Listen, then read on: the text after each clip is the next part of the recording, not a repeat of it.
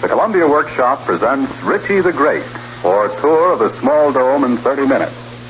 This personally conducted tour through the brain of a 10-year-old boy was arranged in script form by Jerome Lawrence and Robert E. Lee.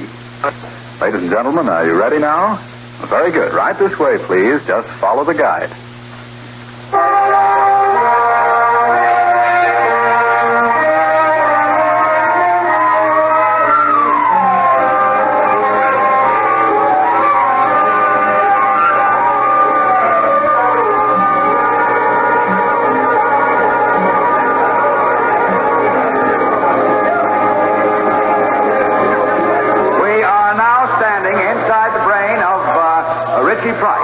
This is not usually included in the 55-cent tour, but, excuse me, sir, don't stand too close to those nerve centers. High voltage, you know. Oh, sorry. Right now, Richie is in his history class in grade 5B at Hazeldale Elementary School. We are standing at the medulla oblongata, looking up into the cerebellum. Pardon me, guide, but what's that stuff over there? It looks like wool. That is wool, madam. This boy's been wool gathering quite a bit lately. You will notice that the walls here are lined with gray matter, which absorbs any ideas which may be floating about. What was that, guys? Oh, that was just an idea going in one ear and out the other. Oh, and look, over there. Where? Peeking out from behind those brain cells. It's a little date. A what? A date. So hazy, I can't quite make out the year. Yes, it's 1215 A.D. Cute little fellow, wasn't he? Are all dates as shy as that? Oh, no. But I'm afraid this boy doesn't have a very good memory. Guide, what did you say this boy's name was? Richie Price, ma'am. Now, if you'll just follow me up this passageway, we'll have a look at the cerebrum. Careful you don't slip into that crevice. My, it's deep. What is it, guide? Lapse of memory. The big one, too. Now, step this way, ladies and gentlemen, and be careful not to touch any of the controls.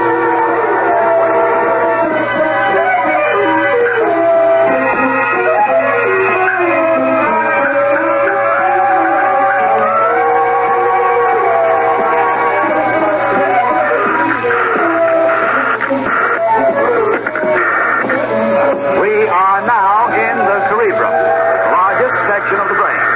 On the right, you see the master control panel for the automatic functions, such as heartbeat, suggestion, breathing, and so forth. Exhale. Inhale. Exhale. Inhale. That must be the breathing mechanism. That's right, madam. And here is the digestion control. 4 more licorice drops coming down the epiglottis. Okay, better turn on a little more gastric juice. Right, Chief. Master control, go ahead. Stomach calling. Look, Chief, I'm going to be upset if this eating between meals isn't cut out. I haven't even digested those peanut butter sandwiches that came down for lunch. We got to get some rest down here. Well, I'll shoot a memo up to the Common Sense Department and see if we can't get them to conserve on their food intake. But we haven't been getting much cooperation from Common Sense lately. I'll do the best you can. Okay, Chief. Isn't that wonderful? Yes, it's quite a complicated apparatus. Now, folks, we've installed an observation booth on the second floor of the training, right up these stairs. That's it. Now, from this booth, you can see and hear everything that goes on in this boy's dome. Through this door, please. Oh, this is nice. You flush chairs and everything. Can we smoke? I'm sorry, the Board of Health says no smoking. Might cause a fever. Just a moment, I'll turn on this loudspeaker on the main thinking channel.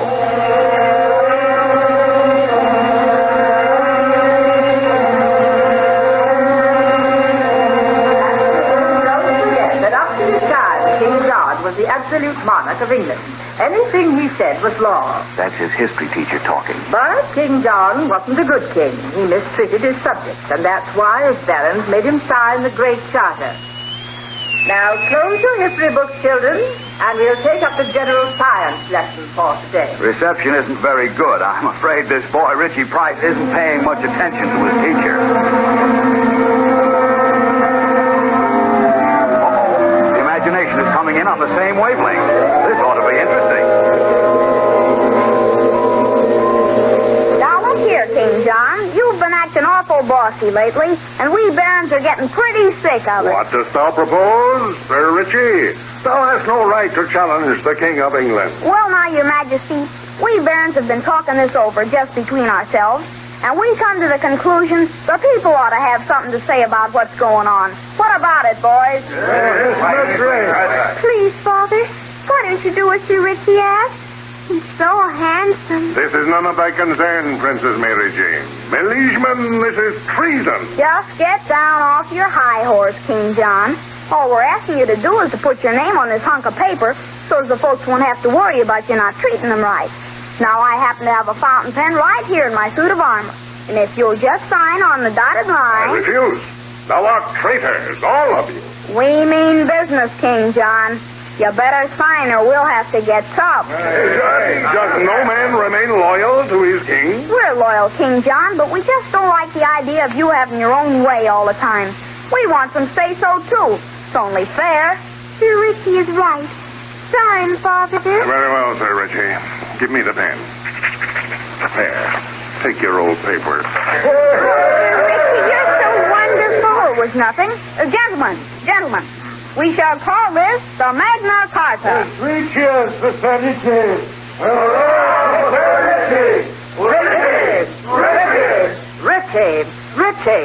Richie. Oh, yes, Miss Ludlow? Would you stop daydreaming long enough to answer the question I just asked? King John? In 14 years of teaching, that is the first time a pupil ever told me that King John invented the sewing machine. Wait, class. Wait. For tomorrow, study Chapter 8 in your general science book. All right? Class dismissed. Oh, Richard. Yes, ma'am. Richard, what do you think we should do with a boy who doesn't pay attention in class? I don't know, ma'am. Do you think we should give him a note to take home to his parents? Do we have to do anything that severe? I'm afraid so. There you are. Want to take this home, have your father sign it, and bring it back to me. Yes, ma'am. Good night, Richard. Good night. Mary Jane! Hey, Mary Jane, wait up! Go away, silly. I don't want to be seen walking with you. Oh, gee whiz, Mary Jane, what's the matter? 'Cause you're silly, that's what you are. Why don't you ever study your lessons? Well, I do, but I just forget or something. You needn't ask me to walk home with you. Billy Winkler's already asked me. Tim, good day, Richie. Oh, gee. Gee whiz.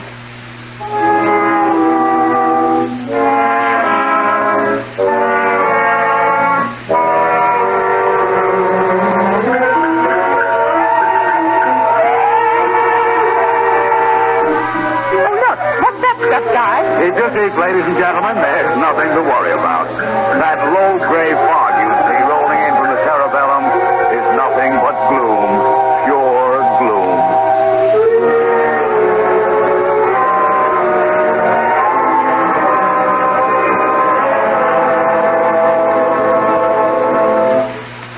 Richie, just wait until your father sees this note from Miss Ludlow. Do we have to show it to him? Complete lack of classroom spirit, it says.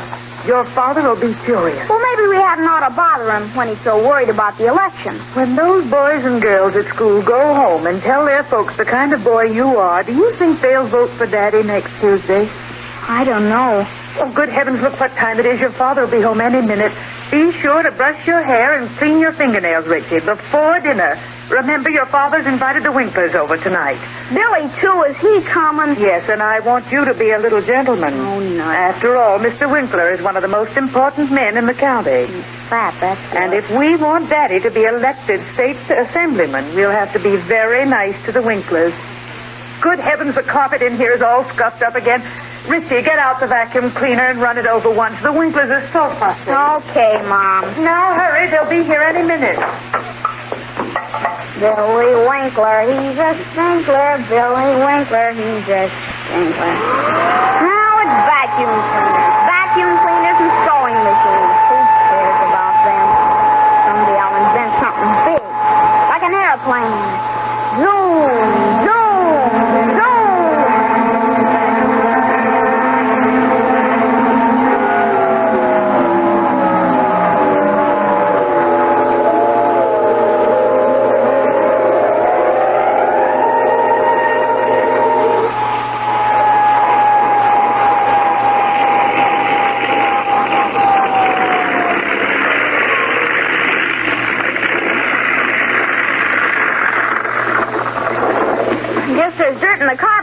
have to take the motor apart. Hey, fellas, there's a lady here who wants to meet you. She says her name's Miss Ludlow. Better watch out, Mac. She might be an enemy spy. No, I think she's harmless. Miss Ludlow, these are the greatest inventors in the world, the Wright brothers. This is the oldest, Richie Wright. Glad to know you, ma'am. How do you do? This is indeed a pleasure. We'd like to give you more of our time, ma'am, but my brother and me are busy inventing the flying machine. Got that carburetor cleaned out, Mac? You bet, Richie. Okay, Mac. Crank her up. Contact. Contact. Okay, I'm going to take off now. Good luck, Richie. Here I go. Boy, look at that cloud of dust. Hooray, it flies. I'm going to call our invention the airplane.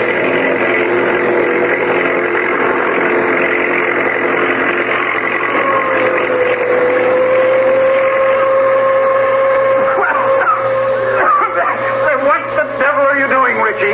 Put that bag back on the vacuum cleaner. What happened? Oh, dust. All over my nice clean living room. Even the dinner table. For Pete's sake, shut that thing off. Yes, Father.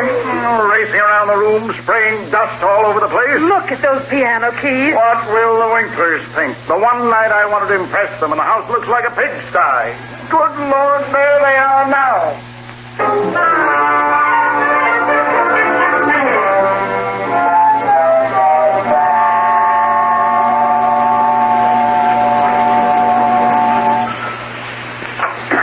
May I have another helping of dessert, please? You may not. Now, as I was saying, J.B., we all know how badly the State Highway Commission has been run. Now, if I'm elected state assemblyman, that graft is going to be stopped. A lofty sentiment, Pride. Now, I have facts on this highway swindle that'll blow the opposition to bits. It's all typed out here in this article. But Jeff Green's newspaper won't print it. He's on the other side of the fence, politically. What's the matter, J.B.? What's the matter? Seems to be a little dust in my coffee. Oh, I'll get you another cup right away, Mr. Winkler. What are you kicking about, Pop? There was dust all over my mashed potatoes. Be quiet, Billy. Well, as I was saying, now, here's my idea, J.B.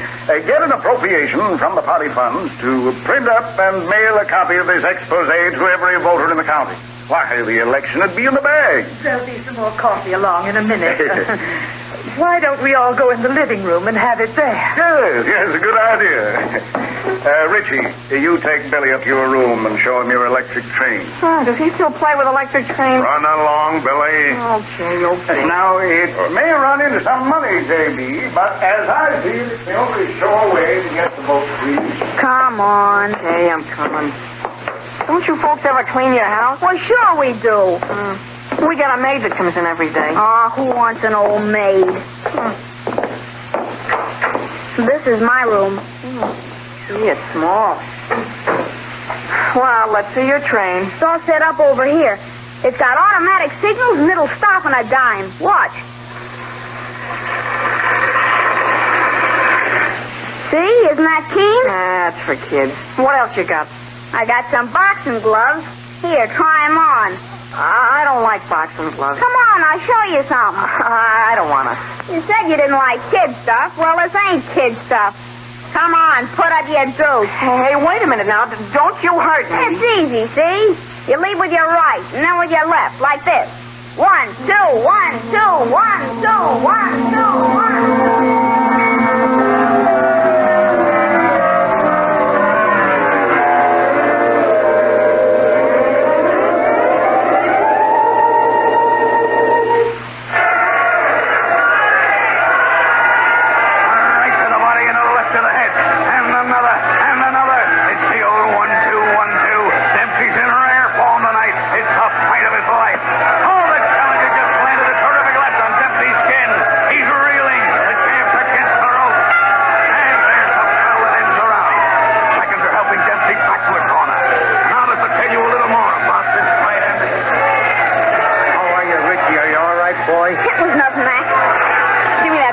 Don't forget, Richie Dempsey has never lost a fight. Don't worry, Mac. I won't let you down. It's not just the world's heavyweight championship that's at stake or that $1 million purse.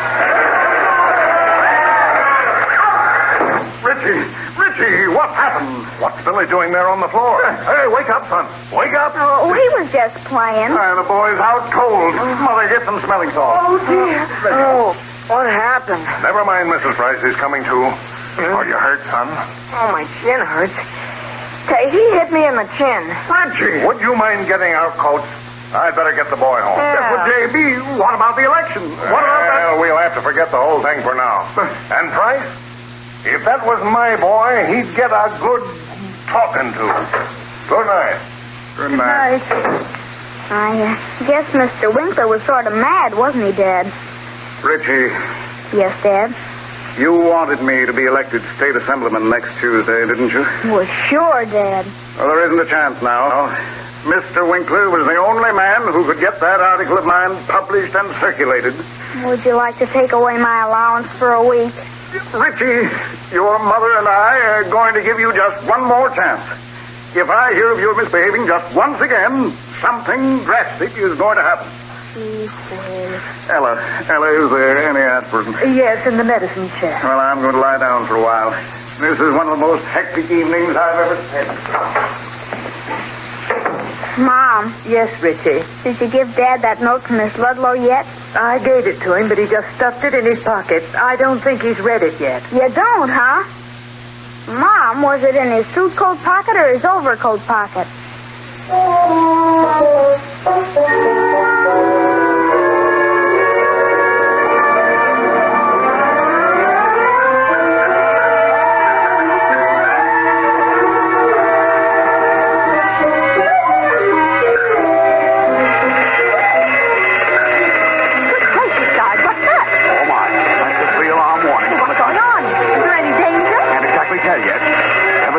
Richie's up to something he shouldn't be doing. I haven't heard a racket like that from his conscience since he cribbed in an arithmetic exam back in 39.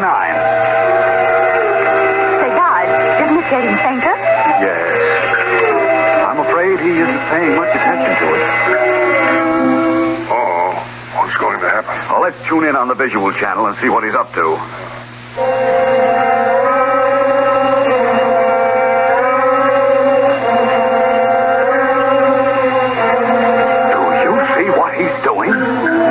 Into his father's closet. He's reaching into his father's coat pocket. He's groping around in the dark. He's taking an envelope out of the pocket and slipping it under his sweater. Oh, my heavens! What's happening? It feels like an earthquake! Hang on to your chairs, ladies and gentlemen. There's nothing to worry about. Richie's just going downstairs 3 steps at a time. Where's he going? The same place he always goes when he's in trouble. The local newspaper office.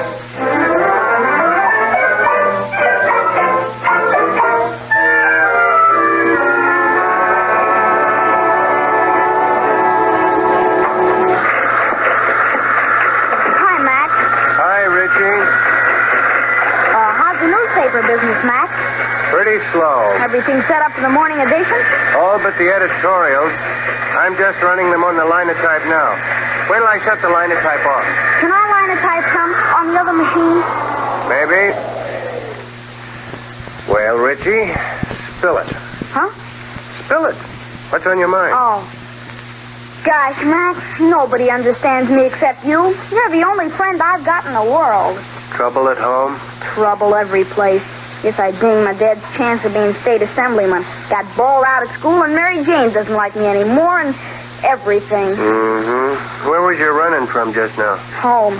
I said King John invented the sewing machine, and Miss Ludlow gave me a note to take home to my dad, and all kinds of terrible things happened at home, so I took the note out of my dad's pocket so he wouldn't see it, and, well, here I am. You mean you went through your pa's pockets? I didn't steal anything. I just borrowed the note for a while so he wouldn't see it and have more to worry about. Let me see that note. Here.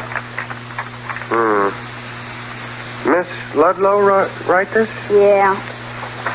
I charge that the State Highway Commission is rife with graft and corruption. Holy jumping Jupiter. I got the wrong paper. Yeah, I kind of wondered if Miss Ludlow was going into politics. Oh, Mac, that'll skin me. Everything's wrong now. Gee whiz, Mac, what'll I do? Look, Richie, things will work out all right. What you got to do is get your mind off of your troubles. Why don't you go over and knock out a few lines on the other linotype? Can I? Honest? Sure, but watch out you don't get a shock from that square D switch on the baseboard. Thanks, McGee, thanks. Gosh, now what do I write? I know.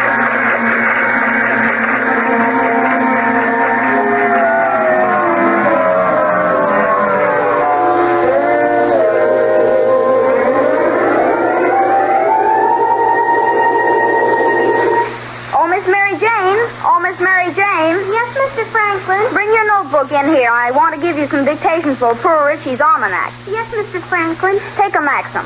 A penny saved is a penny earned. How do you like that, Miss Mary Jane? A lofty sentiment, Mr. Franklin. You may call me Richie if you like. Oh, thank you, Richie. And here's another one that I thought of yesterday afternoon while I was inventing the rocking chair. A stitch in time saves 9. Oh, you're so clever, Richie Franklin. Take those down to the press room and see that they get in this issue of Poor Richie's Almanac. Yes, Mr. Franklin. I have a free hour. What do you suppose I ought to invent? You're the clever one, Mr. Franklin. I know. It's an idea I had while I was in France last year buying Louisiana. Thought I'd call it the harmonica. I'll take these maxims right down to the print shop. Very well. Now, let me see.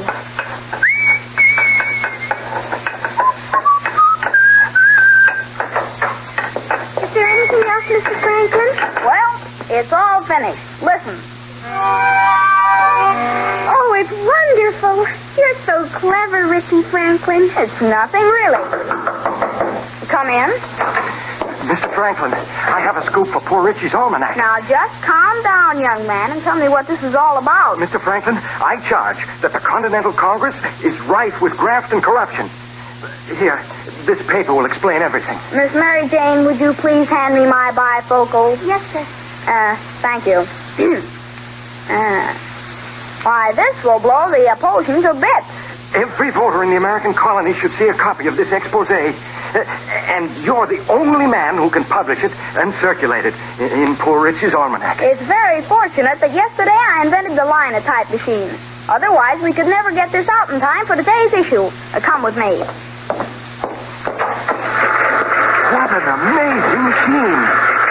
Where did you ever get the idea? Oh, it came to me like a flash while I was signing the Declaration of Independence. Give me that expose. I'll set it up myself. What was that?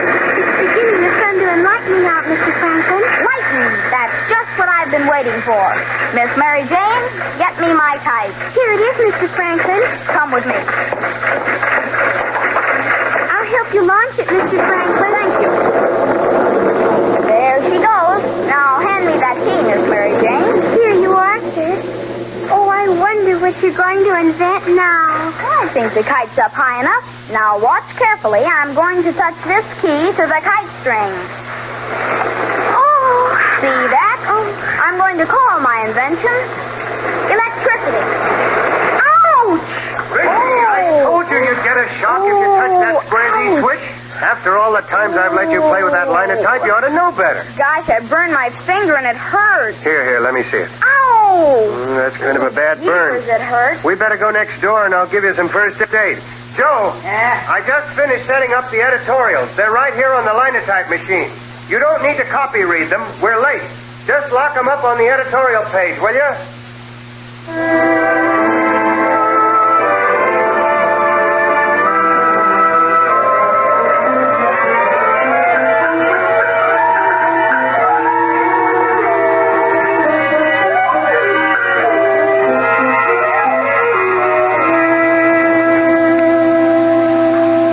What's happened now? The lights went out. I can't see a thing. Nothing's happened, ma'am. The boy's asleep, and he's not even dreaming. How come? Well, I think he's blown a fuse in his imagination. Oh. Besides, he's had a pretty tough day. Something ought to be happening soon. You see, it's morning already. Time passes quickly when he's asleep. Richie! Richie, wake up! That's his mother calling him now. Wake up, Richie. Oh, say, what's going on downstairs? Put on your bathrobe and come down. Just about everybody in town see you. Your father's so excited he can hardly talk. Where's now? What have I done? Doggone, this sleeve's always wrong side out.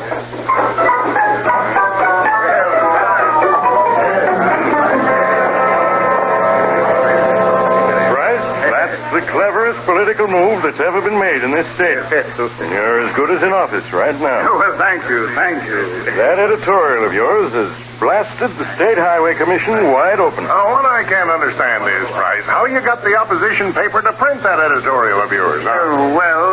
You're not the only one, J.B. Mom, what's happened? Well, that article of your father's is in the morning paper. Oh, gee.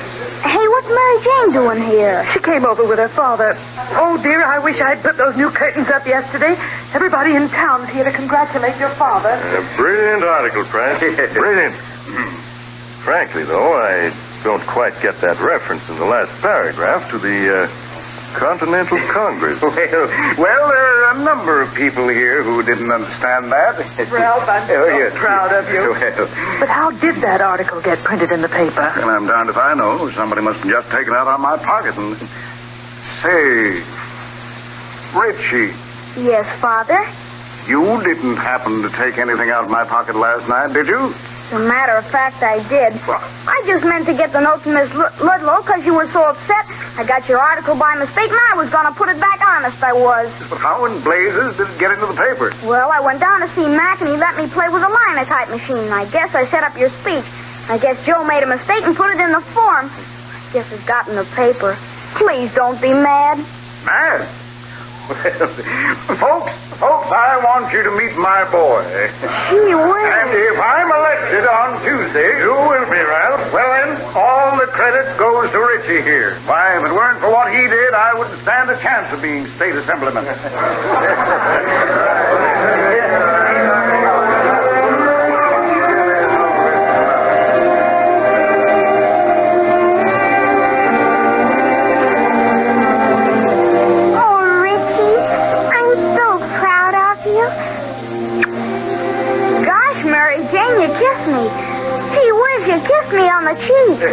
You know, I'd like to make a prediction right now.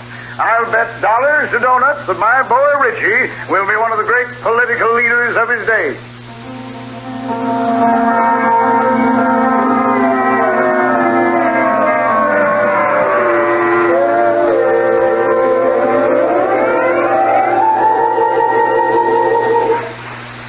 Gentlemen, I shall be very happy to speak at Gettysburg.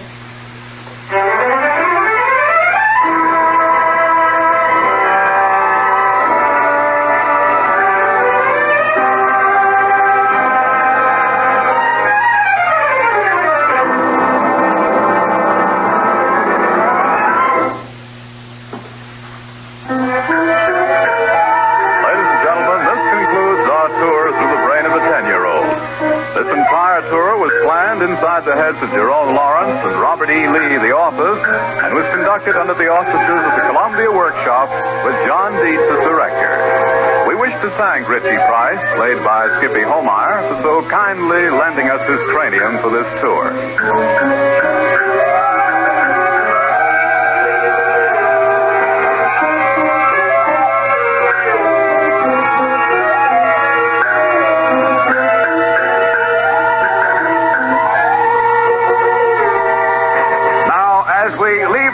Ladies and gentlemen, I want you to notice.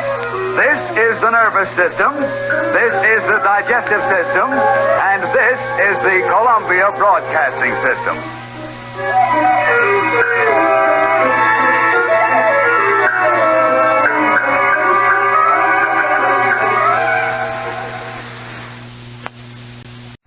Kraft presents The Great Gildersleeve.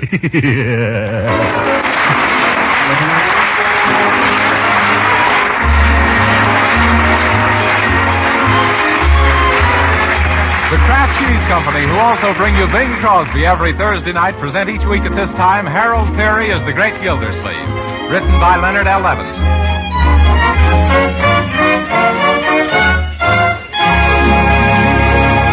We'll hear from the Great Gildersleeve in just a moment. But first, since all of you homemakers are extra busy these days with your victory gardens, first aid classes, and so on, I want to tell you about the speedy way to make a favorite American main dish. With the thrifty product called Kraft Dinner, you can make delicious macaroni and cheese in just 7 minutes cooking time. In every package of Kraft Dinner, you get a quick cooking macaroni that needs no baking at all. Also, there's some Kraft grated that puts the cheese goodness through and through the tender macaroni. You'll find Kraft Dinner a real lifesaver these busy days, so tomorrow, get several packages of it. Meet the mealtime emergencies at your house with Kraft Dinner's grand macaroni and cheese.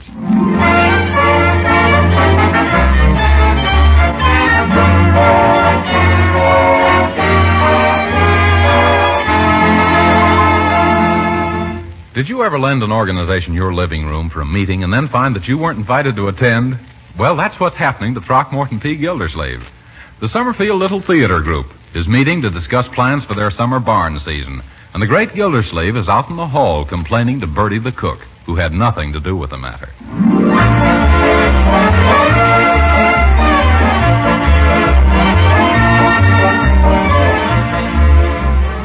Yes. It isn't as if they were anybody important, Bertie. After all, they're just going to put on a couple of stale dramas in somebody's barn. But what's the idea of giving the plays in a barn, Mr. Gildersleeve? Bertie, did you ever smell one of their plays? Oh, I guess they're all through. Well, Uncle Lloyd, it's all arranged. We're going to have our summer theater in Mrs. Guernsey's stable. Oh, well, but really, Mrs. Guernsey, don't you think this is the wrong time to go out of the livery stable business? Mr. Gildersleeve, we are referring to an old carriage house on my estate. Oh. Livery stable, indeed. Now, Mrs. Guernsey, mustn't turn up your nose at livery stables these days. And this is Mr. Bruce Burdock, our director. Charmed, simply charmed. Bruce was with Orson Welles. Oh, yes, one of the men from Mars, no doubt. And this is Charlie Robertson. Mr. Robertson, the pleasure is all mine. No doubt. And now, we must start the ticket sale. Yeah. That means we must order oodles and oodles of tickets. Now, where does one get them? Tickets? Oh, the best place I know is the World Ticket Printers of Chicago. Just mention my name. Well, thank you, Mr. Gildersleeve. You seem quite familiar with these details. Oh, yes. I've sent those people a lot of business. That was when I was a director of a well-known stage company. You were? Well, in that case, I simply insist that you attend our first rehearsals and lend your professional touch. But I don't... No, I won't take no for an answer. We'll hold our next meeting here again on Tuesday. Come, boys, time to go. Goodbye. Well, goodbye, folks. Well, I always knew I'd have a chance to monkey with the stage. My drama done told me. But, Uncle Mort, I don't understand. Were you really a director of a well-known stage company once? Why, of course, my dear. When I was out west, I was on the board of directors of one of the biggest bus lines in Arizona.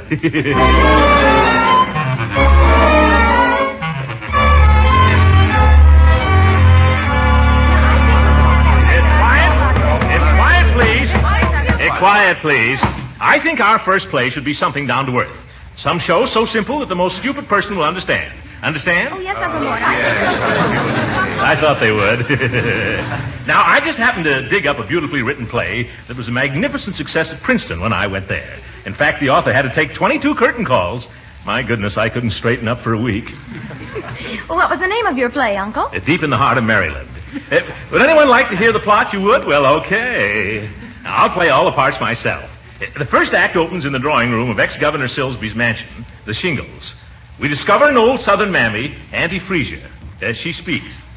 Well, here he is in the drawing room of ex-Governor Silsby's mansion, the Shingles. Things look mighty poorly for the old governor. She's interrupted by her husband, Uncle Rufus. The two of them do a very comical song, and then Uncle Rufus speaks. Yeah, Auntie Freesia, things do look mighty bad. And it's all on account of that no-account neighbor, Dalton Jackson, who holds the mortgage. Then Auntie Freesia says, Ain't it the truth? Sure looks like he's going to finally wind up with the Shingles.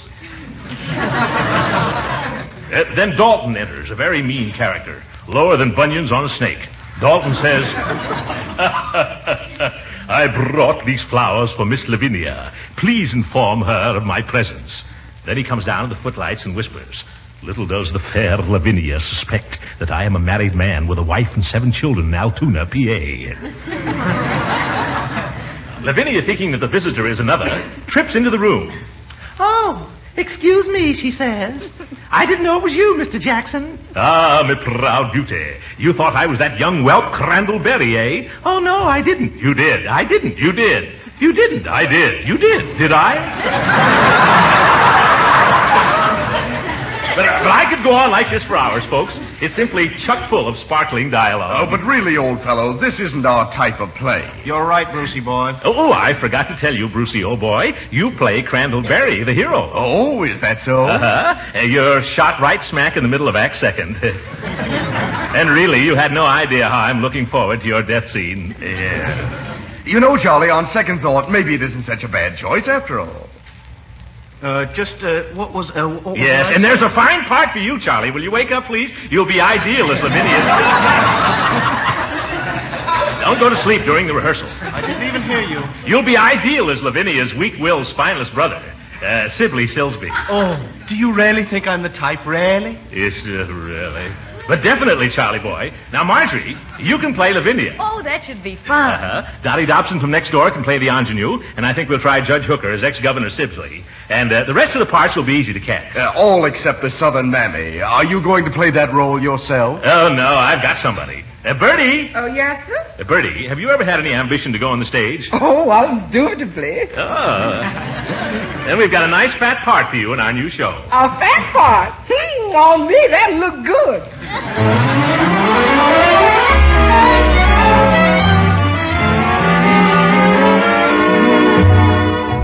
No, Judge Hooker, that's terrible.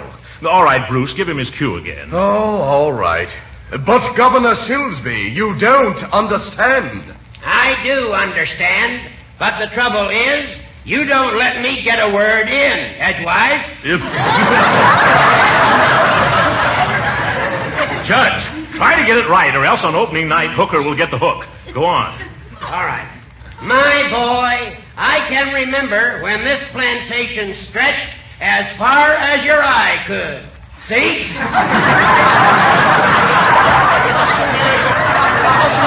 Oh, brother, of all the sugar-cured, tenderized, corn-fed hickory hams, you take the lima beans, Judge. Well, how would you read that line? Something like this. I can remember when this here plantation stretched as far as your eye could see. You see? Well, that gives me an idea. Yes, and it gives me an idea, too, Judge. What's that, Gildy? I think I'll play the part myself. But what about me? I bought tickets for all my friends already. Good. Now you'll be able to keep them. What, the tickets? No, your friends. Well, in that case, I'm going to take all of my furniture out of Act 1 and go home. I forgot to tell you, Judge. You've just been appointed stage manager. Stage manager? What are my duties? To get some decent-looking furniture for Act 1. All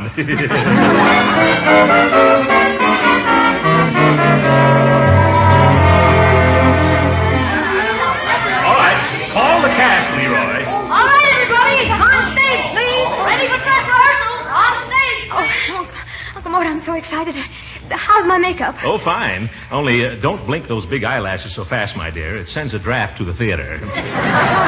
Where's Charlie Robertson? Where's what's-his-name, the fellow who plays the villain? Oh, you mean Mr. Updike? Haven't you heard what's happening to him? No, Mrs. Jersey. What's happening to Mr. Updike? Oh, his wife's having a baby. He had to rush her to the hospital. A baby? He can't do this to me. What does he mean, having a baby at a time like this?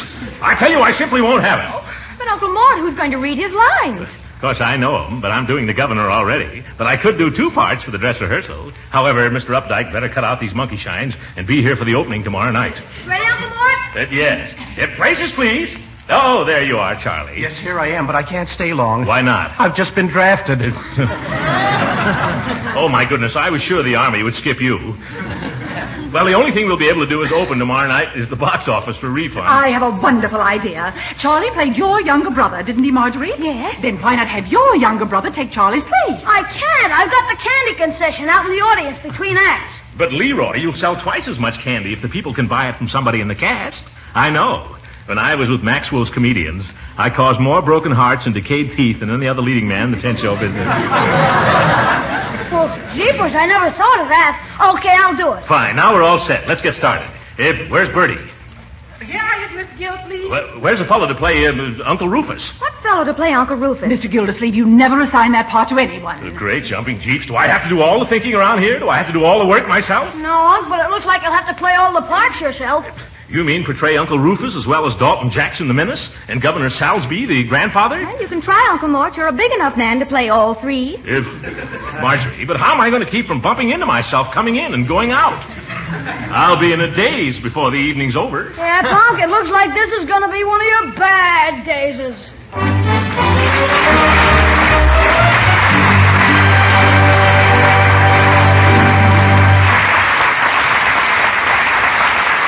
Gildersleeve will be with us again in just a moment. Meanwhile, let's give a thought to that chicken or roast out there in the icebox. There isn't quite enough left over from today's dinner for tomorrow's meal? Well, let me tell you how to stretch and glamorize what is left into a thrifty main dish. Cream the leftover meat and serve it in a delicious ring of macaroni and cheese. Macaroni and cheese that you cook in just 7 minutes. You do it with a product called Kraft Dinner. In every box of Kraft Dinner, there's a special quick-cooking macaroni. Also, some Kraft grated that lets you put the cheese flavor through and through in a jiffy. Just 7 minutes at the stove, and you have fluffy, tender macaroni drenched in cheese goodness. For a smart macaroni ring, press the macaroni and cheese into a ring mold. Let it stand a few minutes, unmold on a platter, and pour your cream meat into the center. Delicious. Of course, you can serve Kraft Dinner just in a serving dish. The family will love the macaroni and cheese made this thrifty 7-minute way. So have some tomorrow. Ask your dealer for Kraft Dinner.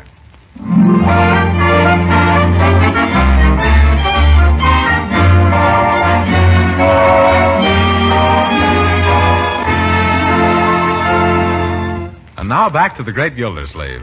It's the opening night of Deep in the Heart of Maryland, and Uncle Mort is still stuck with 3 parts. The audience is in their seats, the actors are in their places, to say nothing of a dither. The stage manager, Judge Hooker, is ready to pull up the curtain, and the overture begins.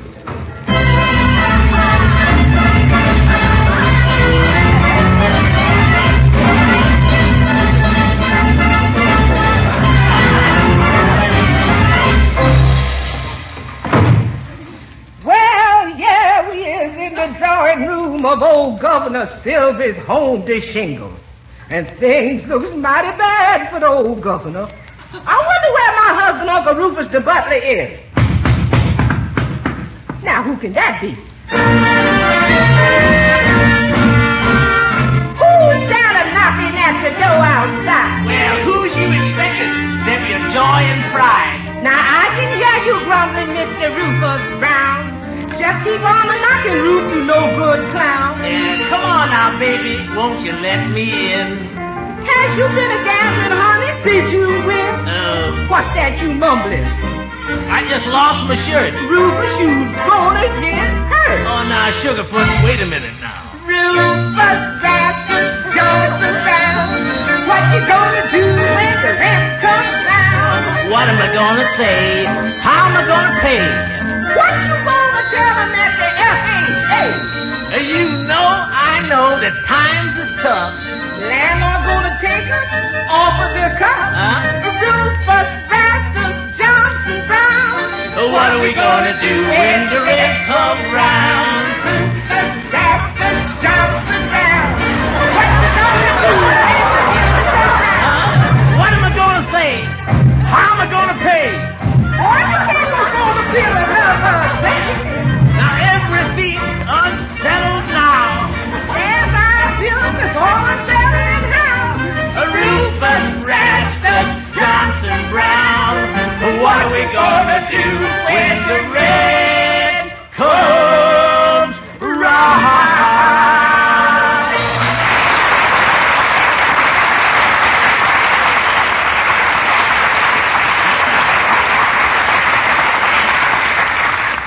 Now the question is, what are we going to do when the mortgage comes around? Well, I tell you, Mr. Gildersleeve. Rufus. Yeah. Lesson Miss Benny married Mr. Dalton Jackson. We's gonna be up against a stone wall. Yeah, but she loves Crandallberry, a poor but honest aristocrat. All this wouldn't have happened if Slibbly, Miss Benny's ne'er-do-well brother, hadn't lost the mortgage money playing acey-deucey with Dalton Jackson. Yes, and this is what caused old governor to go into the relapses. Here comes Miss Lavinia, the prettiest gal in Tewupsy Township. Morning, Miss Benny. Morning to you, too. Alas, dark days are indeed upon us. One bright ray alone shines through the clouds that obscure the horizon. Yeah, it did look like rain for a spell, but it's cleared up now. No, Uncle Rufus. I'm referring to our beautiful colt, Shasta Gold, which we hope will come home with the mortgage money when she runs into Freakness next Saturday. You mean Shasta Gold by Faster Shasta ought to go jump? Yeah. The horse that you've been a-training ever since that night Mr. Crosby left him with us. Hark! Do I hear the sound of horses' hoofs?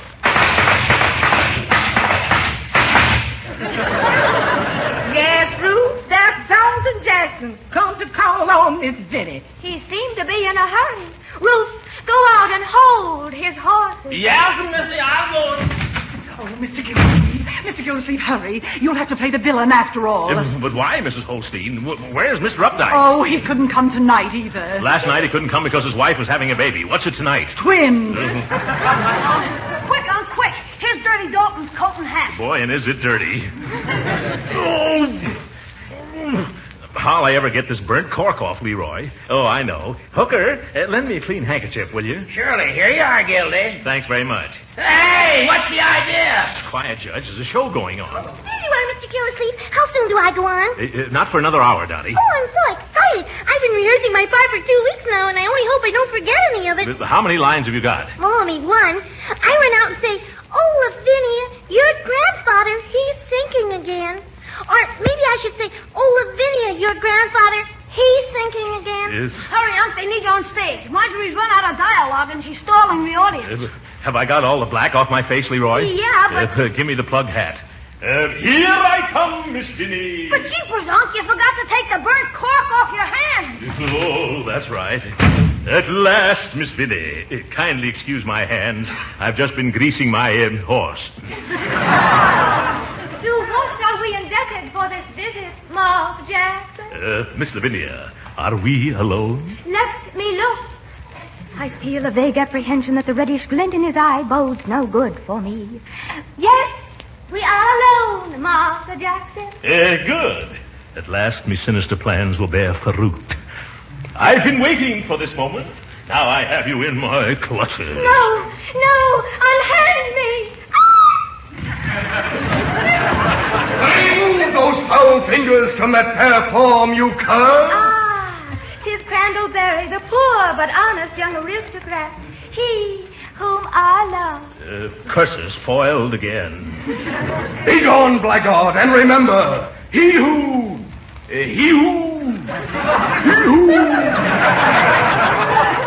harms one hair of yon fair head must answer to Crandallberry. Oh, thanks. Yes, he who harms one head of yon fair hair must answer to me. Go now, my proud beauty, but I'll return on Saturday to foreclose the mortgage. Here you are, Uncle, the ex-governor's costume. Come on, will you? Thanks, Leroy. Now, give me the goatee and the white mustache and some glue, will you? Take it now, Mr. Gildersleeve? Not now, Dottie. All right, but should I read it? "Oh, Lavinia, your grandfather, he's sinking again?" No, Dottie. Now the wig, Leroy. Hold that mirror up. There. I gotta go now. My public waits.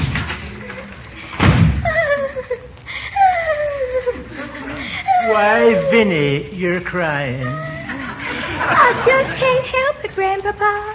I'm so unhappy. Well, you come and sit down beside your grandpappy, and he'll all tell you a story to cheer you up. Yes, Grandpapa. This story took place when I was a young'un. That was when the plantation stretched as far as your eye could. See?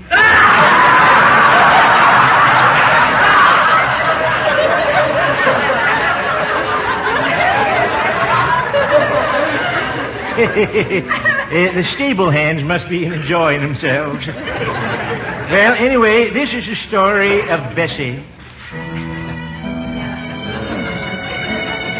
Bessie and me, we roamed the hills together. She adored me, and I guess I kind of loved her, too. For years we were constant companions, until one day tragedy struck. Bessie stumbled in a gopher hole and broke her leg. There was nothing else to do but shoot poor Bessie. She's dead now, but there'll always be a warm spot in my heart for her. Was Bessie your favorite horse, Grandpapa? No, my child, Bessie was my first wife.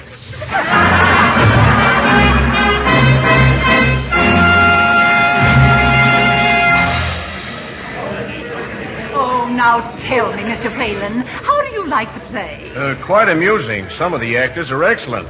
I like the old man, Governor Silsby, and also the Uncle Rufus character. They're both fine actors. But that guy who's playing the villain, he's terrible.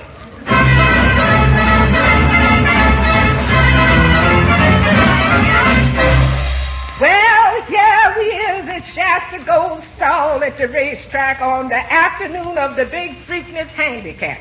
And if that Shasta Gold don't go today, we's gone tomorrow, that's all. Oh, Uncle Ruth, great news. Crandallberry, my betrothed, has offered to ride our horse in the big race. But, Miss Vinny, has Mr. Crandall ever been a jockey before? No. But Shasta Gold has never been ridden before, so they're both starting off even. Get him saddled. Yeah, okay, I'll do this. Quick, Hooker, help me get this makeup off, will you? Oh, Mr. Gildersleeve, now? No, Dottie, not now. Well, now, supposing I say, well, Vinny, your grandfather is thinking again. No, Dottie, not now. Come on, Gildy. Crandall is waiting for you on stage. Okay, give me the blank pistol, quick. Here you are. No, Unc, wait. I haven't got time to wait, Leroy. Jeepers, that wasn't a blank pistol. That was my .22. Aha, Berry! So we meet again. Yes, and to your sorrow, Dalton Jackson, for today I am riding Shasta Go in the Preakness. What? Yes, and you cringe at the thought of me winning not only the race, but also the fair Lavinia and her old homestead from your vile clutches. Ha, ha, ha, ha, ha, ha. Little does he know that I have a revolver in me pocket. And ere I let him thwart me evil plans, I'll wait till his back is turned and send a bullet through his manly bosom. Now's my chance. Take that, Crandallberry. Oh, I am shot. Oh, my goodness, I am shot. Yeah, nice acting there. Quick, get a doctor. Oh! Now my horse will win the Preakness, and I will win the divine Lavinia. Help! Is there a doctor in the house? What is this? Oh, my beloved, you are wounded. You're darn right I'm wounded. Oh, no, please don't turn me over on my back.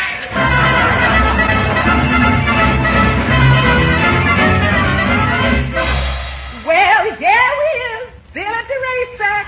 Only now it's most time for the big race. Yeah, and nobody to ride Shasta Gold. Ah, misery, misery. Poor Crandall lying in a hospital bed. On his stomach. Well, how did I know it was loaded? And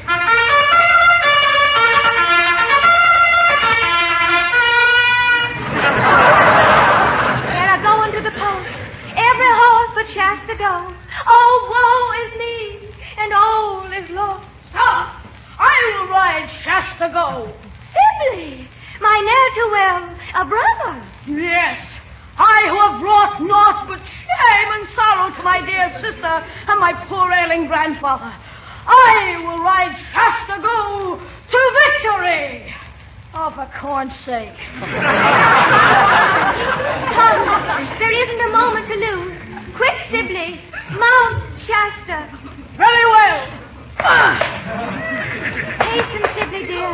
And remember, if you do not win the Preakness, just keep traveling, brother. Don't worry. I shall win. Come, Shasta, go. Let us hasten to the rail for the start. Yes, sir. You coming, Ruth? No, I'm going to stand on this here box from which I can see the whole race. For I do dearly love to call the progress of the Preakness aloud. Oh, Mr. Gildersleeve, now? No, Dottie, not now.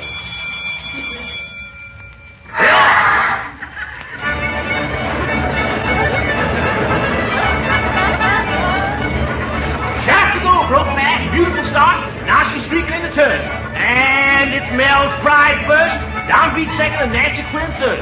Shasta Gold's bringing up the rear. Now they're in the backstretch, and Shasta Gold's running a beautiful race, folks. And at the half, it's Tanglefoot first. No, Dottie, not now, second. And Dapper Dolan third. Shasta Gold's doing a sweet job of bringing up the rear, folks. And it looks like, yes, it is, Donald Allen first, Gobbleine second, and Philip L. third. Shasta Gold's finally brought the rear up. She's staring down the home stretch, and heading for the finish, it's Philip L. first, Gobbleine second, and Robin Ann third. As they cross the finish line, it's Shasta Gold, the winner. Wonderful. Now we can pay the mortgage. I can marry Crandall and Grandpapa will get better. And Grandpapa will get better. And Grandpapa will get better. Dottie, now. Oh, Lavinia, your grandfather, he's thinking again.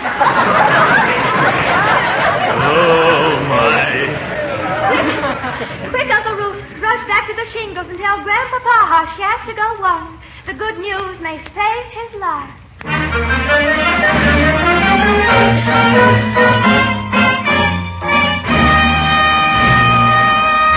Oh, thank goodness. This will be over in about 20 minutes, Judge. I can't make any more of these quick changes. Speed it up, Gildy. Do you realize it's 12:30 already? 12:30. Great balls of fire. Is the drawing room set back in place? Yes, everything's ready to go. All set out there, Bertie? I think so, Miss Gildersleeve. Okay, then. Flash the orchestra. Third act. On your toes, everybody. Curtain, hooker, curtain. Well, here he is in the drawing room of old Governor Silsby's home, the Shingles. Hey, she isn't supposed to say that. No, that speech belongs to Act 1 at the very opening. Bertie, wrong line. And things look mighty bad for the old governor. Oh, Bertie, you're starting the whole play all over again at 12:30. I wonder where my husband, Uncle Rufus the butler, is. Oh, better off. Somebody would be here till 4 o'clock in the morning. I wonder where my husband, Uncle Rufus the butler, is. Gildersleeve, the show must go on. You've got to get out there. No, I won't. Absolutely not. Now, who can that be? Who's that knocking at the door outside? Oh, I give in. Who you expect except your joy and pride? Here we go again.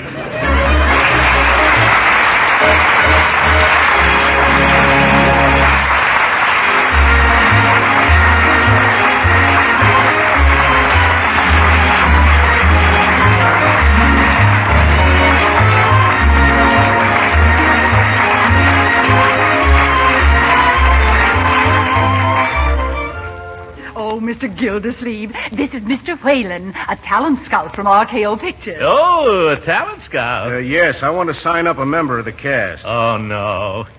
Not me. That's right, not you. I've got a contract for your horse, Shasta Go. The studio is running short of trucks. Good night, folks.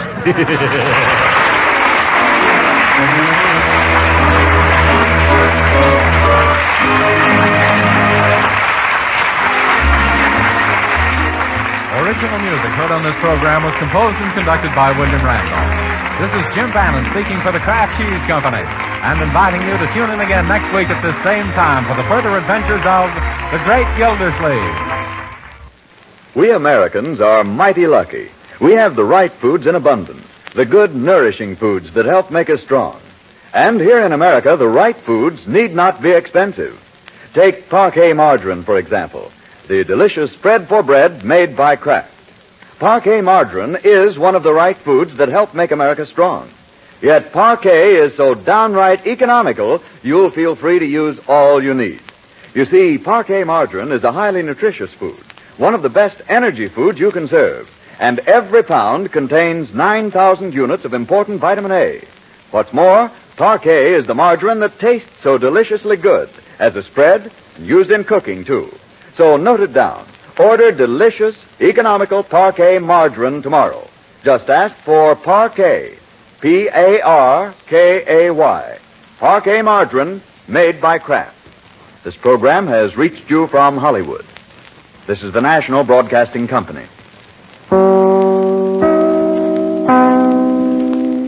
Kraft Music Hall, starring Bing Crosby and Bob Burns, with Connie Boswell, John Scott Trotter and his orchestra, and the Music Maids. Bing's special guests for this evening are Lionel Barrymore and Eddie Bracken of the cinema, and two of the world's outstanding percussionists, Thurston Knudsen and Augie Goupil. And here's Bing Crosby.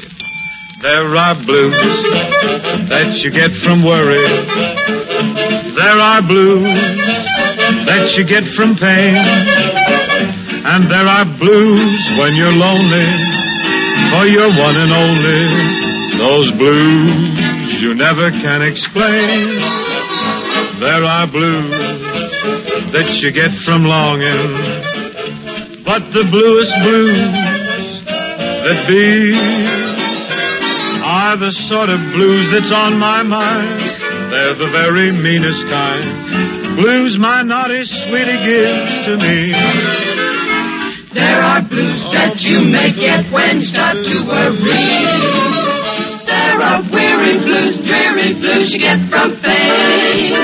And there are blues when you're lonely for your one and only. The blues you never explain. Oh, there are blues that you get from longing. But the bluest blues that be are the sort of blues that's on my mind. They're the very meanest kind. Blues my naughty sweetie gives to me. Nice going there, Bing. Nice going. How'd you like that, Robin? I want to tell you, Connie, I was just saying to myself, I says, Robin, them 5 girls are getting to sing prettier and prettier. Well, I ain't going to argue with you about that, but how about Bing? I've often wondered. Well, I thought he really come on there the last 8 bars. Man, he went all out. Say, Connie, I hate to be picky here, but ain't you getting kind of sick of everybody using that expression, all out? All I've been hearing lately is the world going all out for all out. I can remember when the expression all out was used only by conductors. Yeah, now even my Aunt Pudgy, that's her name, that's my stout aunt. My Aunt Pudgy wrote me that she sent away to a mail order house in St. Louis and got herself a new 2-way stretch all-out girdle. An all-out girdle? Yeah, but Aunt Pudgy says she couldn't get it all in. You're just trying to change the subject there, Robin. I asked you how you liked Bing singing, and you won't even give me an answer. Now, what you got against that boy?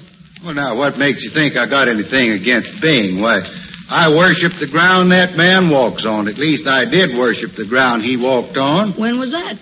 Last time I showed him over my place in the valley.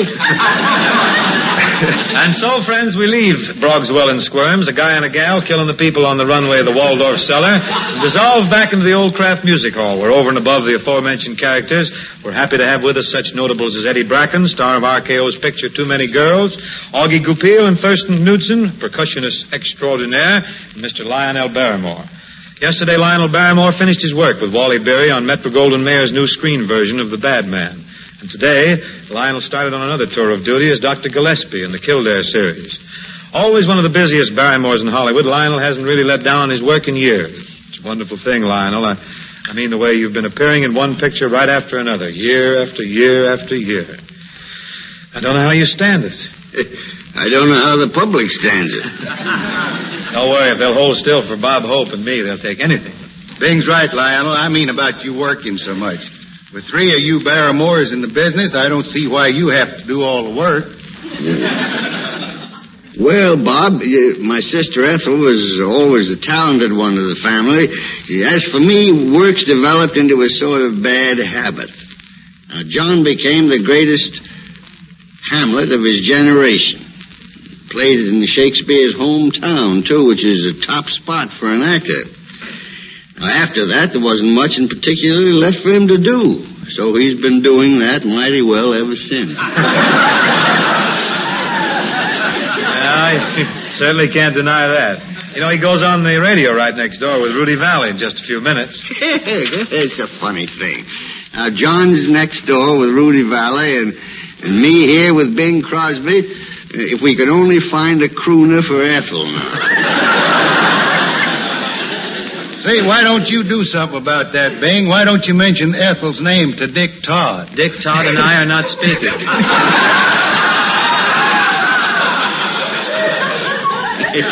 Say, you know, on second thought, Ethel might be able to work better with you, Burns.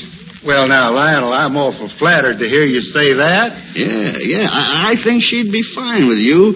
You know, when you consider how successful she is right now in that play, The Corn is Green. Certainly. With Bob, she could make Arkansas saute. Well, you know something, Bing? Huh? I'm surprised Lionel Barrymore even talks to you and Bob. You is? Well, I mean, a man like him who's really done something worthwhile in the theater. Yeah. Gosh, Lionel, must be wonderful to portray a character. Well, portraying a character's all right. The trouble is when it comes to really being a character. Men like Burns overdo it. Hey, you don't seem to get what I mean. Now, you take that Dr. Gillespie and the Kildare pictures. When I see you do that part, Lionel, I really and truly believe you're a doctor. I don't think you're an actor. Well, neither do I. Now, wait a minute, Lionel. You're not going to disillusion all us movie fans about the way you feel that you're really being a doctor. Now, Connie, if I were really a doctor, would I be here now? Why not? We could use a doctor around here. You've kind of made Burns and Crosby look sick. Well, now, if you really want a doctor, I'll give you one. The best kind of doctor the world has ever known. The modern specialists know a lot more, and then they certainly charge a lot more, but no man will ever transcend in human understanding the plain, old-fashioned country doctor. I'm afraid there aren't many of them left. That's a very nice tribute to a fine group of men, Lionel. Well, I read a better one a few days ago in the March issue of the magazine Hygiene. Oh, yeah, that's the magazine put out by the American Medical Association. Yeah, that's right. This piece I read was written by a doctor, William P. Rice, M.D., and he called it Elegy by a country doctor.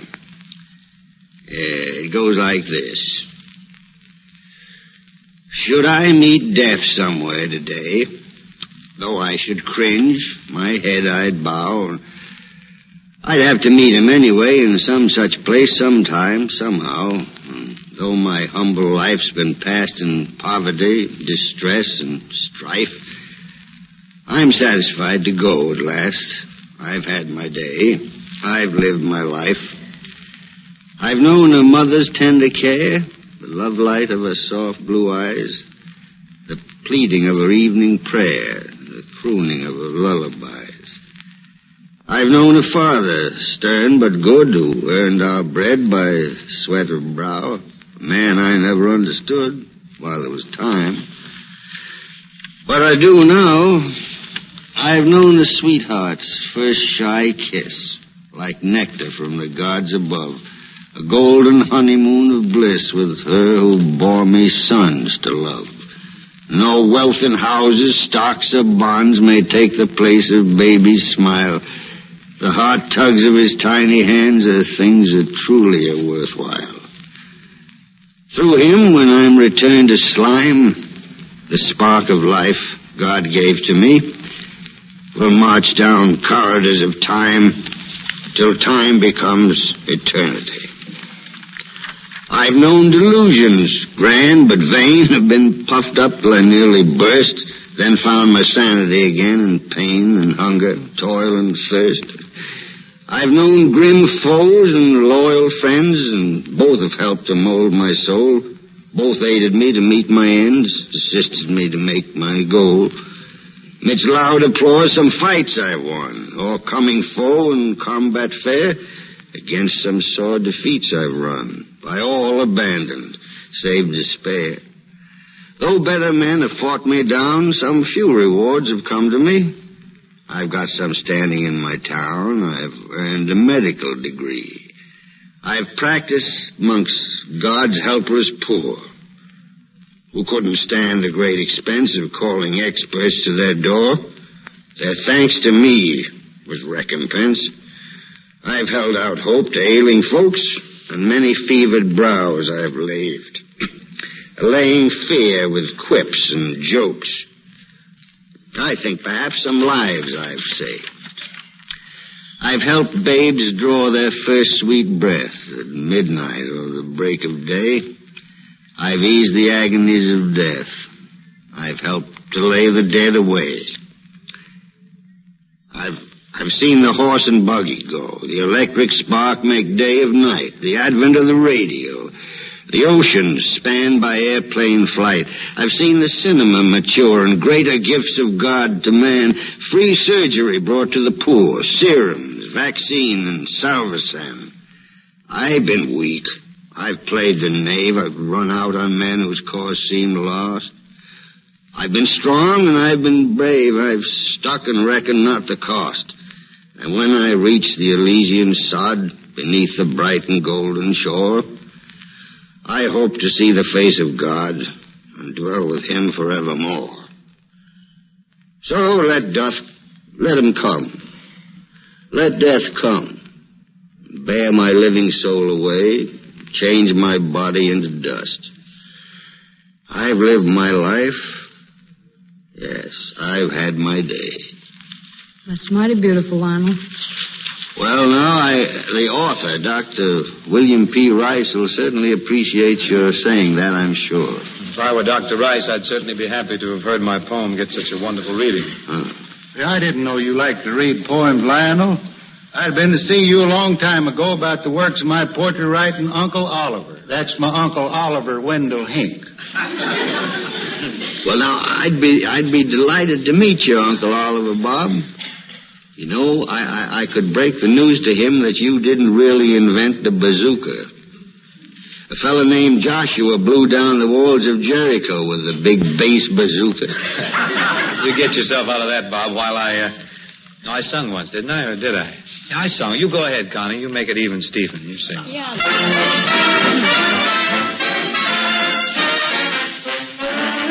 Everything is even, Stephen, now. You'll have time to knit yourself some brow. Oh, I was so naive then. You thought you'd try to be smart, but you were deceiving, and that's hitting below the heart. Honey, you're receiving lots of air. Settle down and play some solitaire.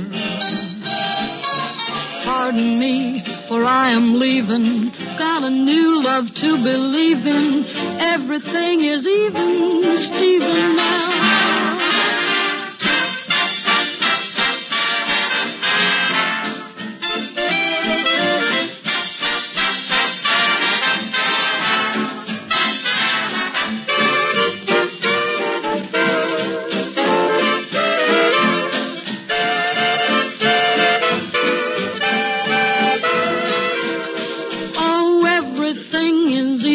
Stephen, now you'll have time to knit yourself some brow. I was so naive then. You thought you'd try to be smart, but you were deceiving, and that's hitting below the heart. Honey, you're receiving lots of air. You better settle down and play some solitaire. Oh, pardon me, for I am leaving. Got a new love to believe in. Everything is even. Everything is even, Stephen, now. Well, that makes it even, Stephen, with you and me, Connie. Now, if Carpenter would just step up and make it even, Stephen, for the Kraft people. If he would just step up and... Here's an idea for Lent which we think will be helpful to all homemakers. Tomorrow morning when you order your groceries, ask for a 2-pound box of Velveeta. That's the rich yet mild cheese food which is such a help with Lenten menus. Velveeta, you see, cooks perfectly, and it's a fine, nutritious food worthy of being the mainstay of your meals. For instance, Velveeta is rich in milk protein and milk minerals, and it's rich in vitamins A and G. But naturally, it's the Velveeta flavor that's made this cheese food a favorite in millions of homes. Toasted sandwiches with a mellow heart of Velveeta's goodness. Velveeta rarebits and sauces, smooth as satin, the color of a marigold. Tantalizing little snacks spread with Velveeta, perhaps even stolen out of the icebox at midnight, but eaten with a clear conscience because this cheese food is digestible as milk itself. All of these good things you'll be having at your house when you keep a thrifty 2-pound loaf of Velveeta on hand regularly. This cheese food, of course, also comes in the familiar half-pound Kraft package. Get some tomorrow for a Friday main dish with a tempting cheese flavor and for slicing and spreading, too.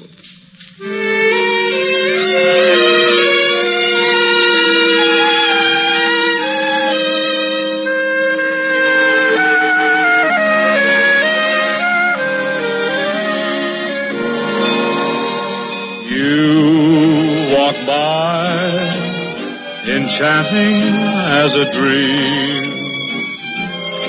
You walk by and dim the sunlight's gleam. You speak words and shame the birds that sing. Your smile is softer than the touch of spring. You walk by and children pause at play. You walk by, December seems like May.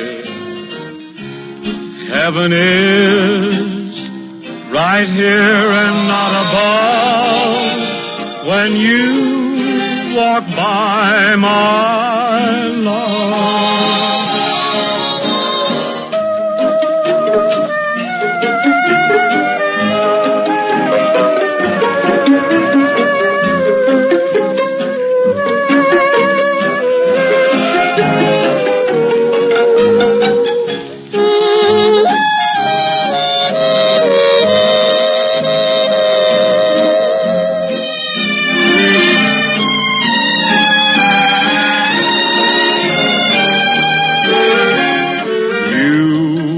Walk by and children pause at play. You walk by, December seems like May. Heaven is right here and not above when you walk by, my love.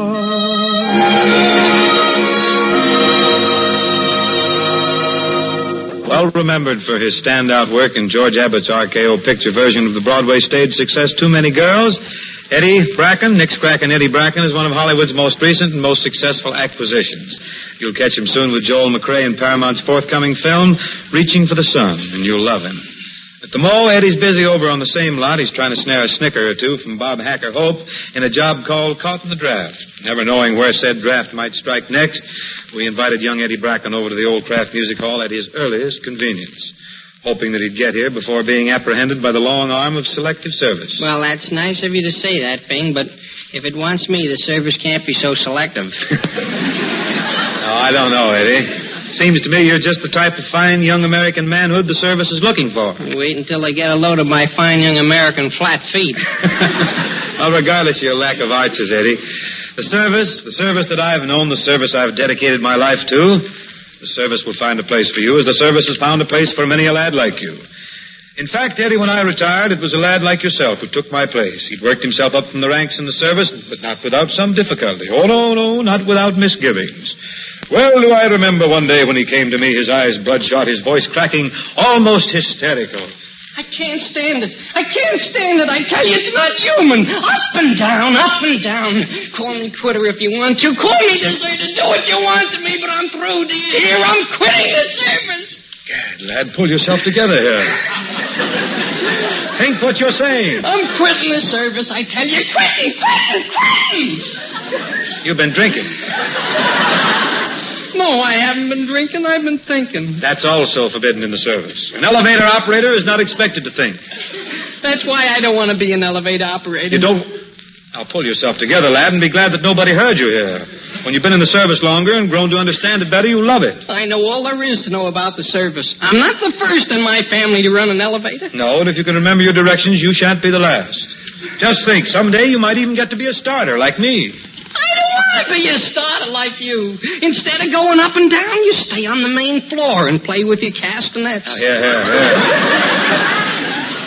Sit down, lad. Sit down here a moment and think what you're saying. Don't let the elevator service be ashamed of you. Why not? I'm ashamed of the service. Ashamed of the service? Yeah, it's terrible. Every tenant in this building tells me it's terrible. I'm quitting. Now, easy. Easy, son. Stop and think a moment here. Yours is a big name in the elevator service. Your grandfather operated the first elevator controlled by a lever instead of a rope. That's right. Your father was the first operator to reach the top of the Empire State Building. Yes, that's right. I don't suppose I ought to tell you this now, but... Well, you're in line to be my assistant starter. No. Yes, my aide-de-camp. Well. Now, How can you hate the service? Oh, well, I really don't hate it, sir. It's just that, well, I'm just over-romanticized. The glamour of it, you know. Kipling and all that. There isn't time for Kipling in the service, sir. If you want to kipple, you had better resign. I'm sorry, sir. I meant Kipling as in cars. Cars. Going up and down again. Cars. Cars. And we don't stop when they ring. That's the spirit, lad. No one can say that who could hate the service. Oh, no, sir. I don't hate the service.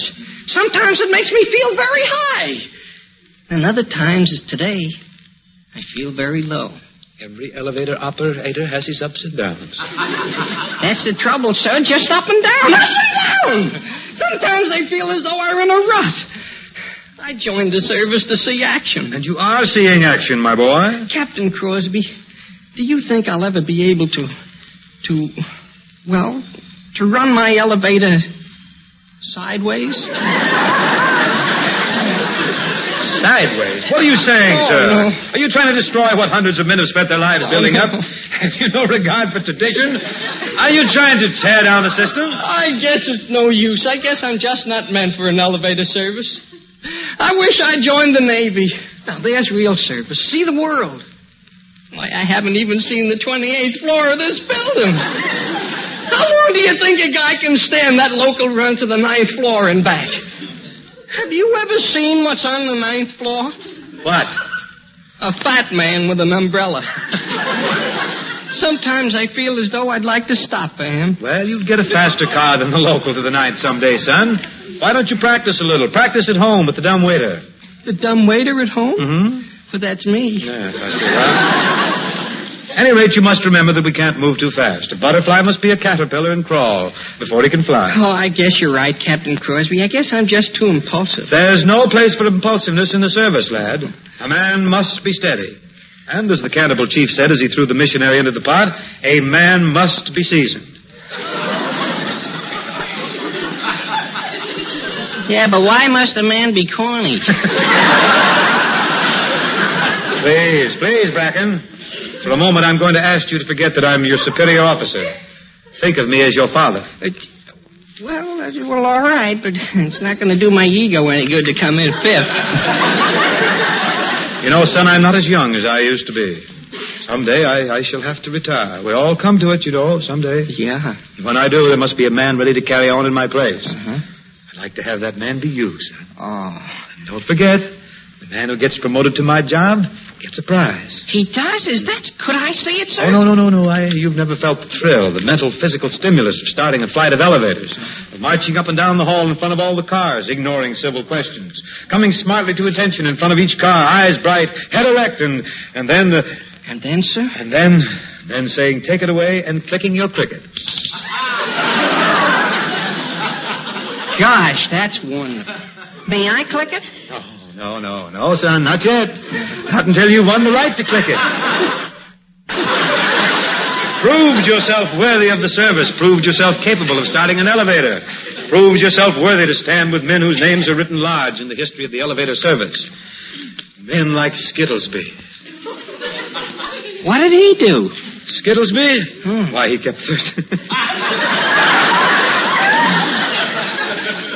Skittlesby kept 13 people from riding in a 12-passenger elevator. No!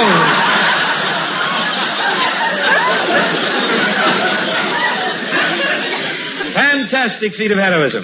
Yeah, sounds ripping. Well, it didn't show much. He was decorated, of course. They gave him a medal? No, a black eye. And then there was Lindquist. Great strapping fellow.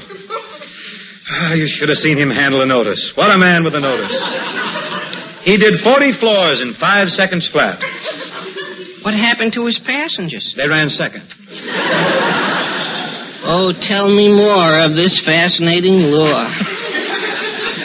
Perhaps you've heard of Toohey?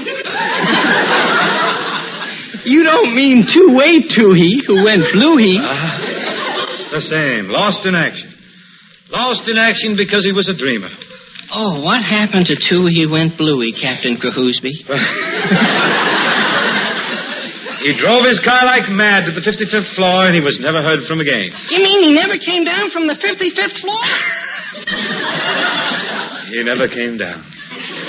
Well, gee, didn't anyone go in search of him? Didn't anyone go up to the 55th floor to get him?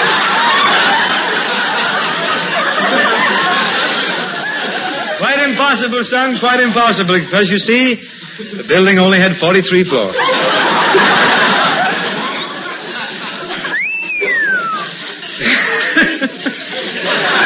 How much spread we got? Yes, Bracken, those things are pretty frightening. But that's the elevator service, you know. I could go on and on telling you more stories about the service. I know, sir, but you won't, will you? No, I'm through, Eddie. But I just couldn't resist telling you about that boy who wanted to leave the service. You know, of course, who that boy was, Eddie. Yes, sir. It was me, sir. You mean it was I, sir? Was it really you? So what do you know? I thought it was me. No, it was I, sir, just as sure as the skirling of the pipes in the Highlands have brought the thrilling touch of a million little needles to the tough old hide of every Scotsman as far back as the days when the three descendants of David, brother of William the Lion of Scotland, laid claim to the throne. As far back as when William Wallace fought Edward indirectly, forcing him to sign Magna Carta. And back through all the glorious history of Scotland, the pipes have played a very lovely melody that goes something like this. Do you remember? By yon bonny banks and by yon bonny braes, where the sun shines bright on Loch Lomond, where me and my true love were ever one together, on the bonny, bonny banks of Loch Lomond. Oh, ye take the high road, I'll take the low road. I'll be in Scotland afore ye, but me and my true love will never meet again. On the bonny, bonny banks of Loch Lomond. By yon bonny banks and by yon bonny brae, where the sun shines bright on Loch Lomond, where me and my true love were ever wont to gay, on the bonny, bonny banks of Loch Lomond. Oh, you take the high road, I'll take the low road. I'll be in Scotland afore you, but me and my true love will never meet again, on the bonny, bonny banks of Loch Lomond. Nothing more Scottish than Loch Lomond. Nothing more Scottish than the salmon in the lochs. And if you don't think that's on the level, this to Ken. Take it, laddie boy.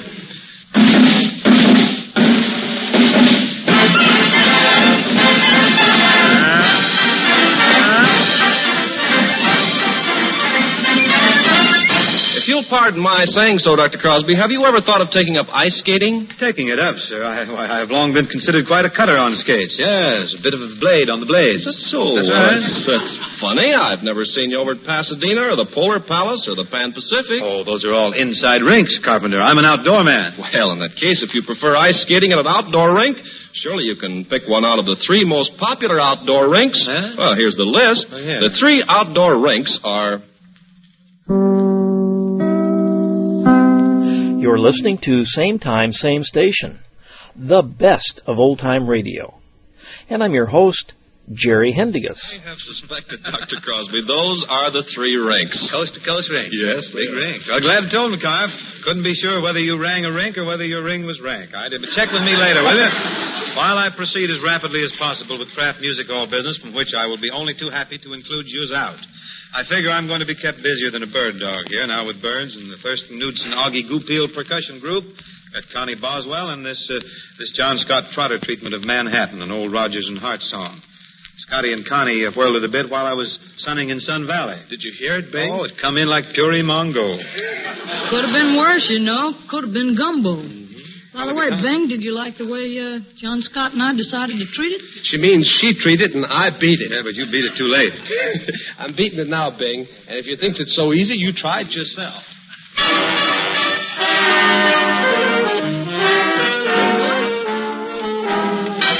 We'll have Manhattan, the Bronx, and Staten Island, too. It's lovely going through the zoo. It's very fancy on old Delancey Street, you know. The subway charms us so when balmy breezes blow. Well, let 'em blow. And tell me what street compares with Mott Street in July. Sweet push carts gently gliding by. The great big city's a wondrous toy, just made for a girl and boy. We'll turn Manhattan into an isle of joy. We'll go to Greenwich, where modern men itch to be free. And Bowling Green you'll see with me. We'll bathe at Brighton. the fish will frighten when you're in. Your bathing suit so thin will make the shellfish grin. Fin to fin. That's 10. A short vacation on Inspiration Point we'll spend. And in the station house we'll end. The city's clamor can never spoil the dreams of a boy and girl. We'll turn Manhattan into a technopole.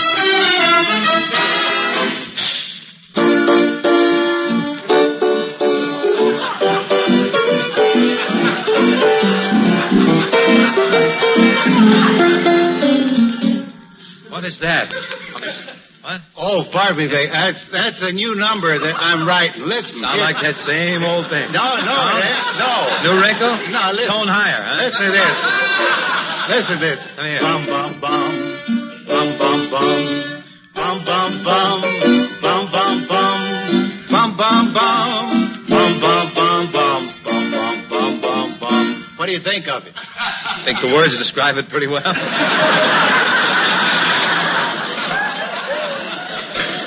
Well, you can laugh if you want to, Bing, but I want to tell you something. Them songs you're singing, no good. People are going to forget them. Well, they're BMI. But I got a letter from a man. I got a letter from a man last week, and this man told me that he remembers every song I ever played here on the Kraft Music Hall. He said there's something about my music that sticks. Oh, you can talk plainer than that.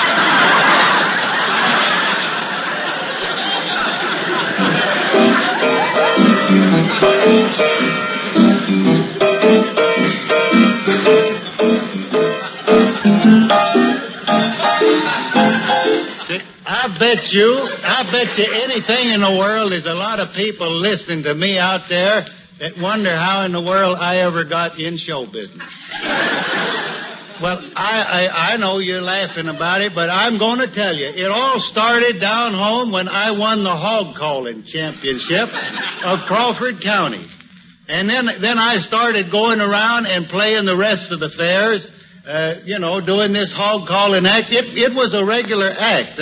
I had my own agent. It's the truth. I gave him 10% of everything that answered.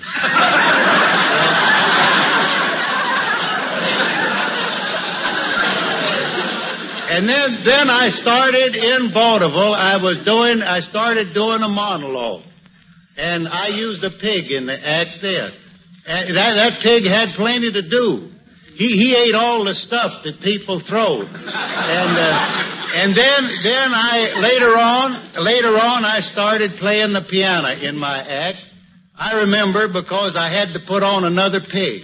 And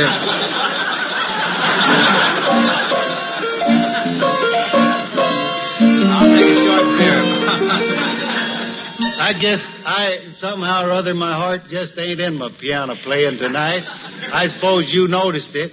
But I was just kind of thinking, Lionel Barrymore being on the show tonight with us, I was thinking how much we've got in common.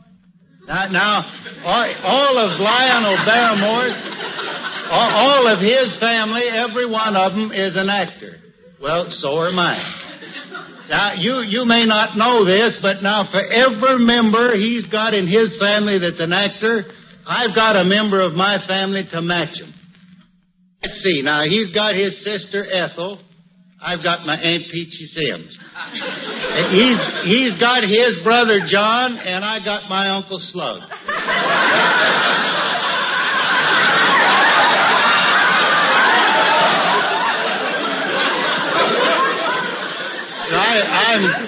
I'm sorry you laughed at that. I didn't mean it that way at all, John Barrymore is a friend of mine, and I like him, and he's one of the greatest actors we've ever had in the United States. That's the truth. The only trouble with John is that 40 years ago, a newspaper critic called him a celebrated actor, and he's been celebrating ever since. The reason I mentioned my Uncle Slug was because my Uncle Slug was in show business, too. He used to be. He used to be a tightrope walker. But he gave it up because one night he went to do his act and the rope wasn't tight, and he was.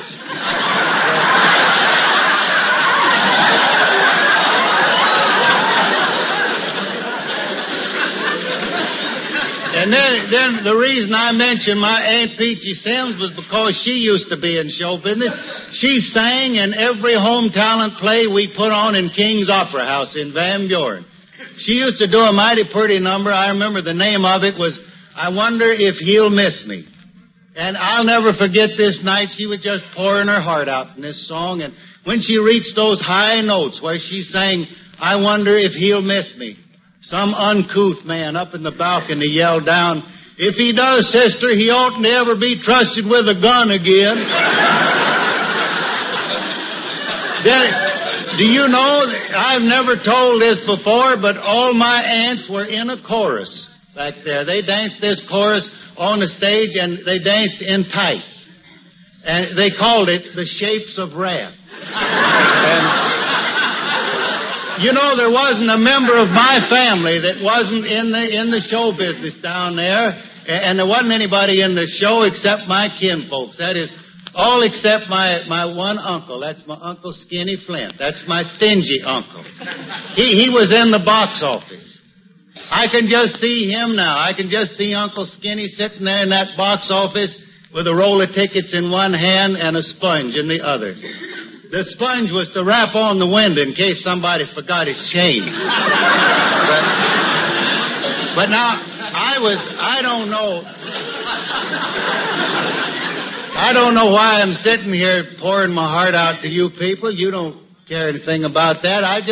It just happens that last night I got to reminiscing about those old days, and I couldn't help thinking how different my reception is today, or it was last night, from what it used to be. I made a personal appearance last night. I gave a piano recital in the gold room of the farmer's market.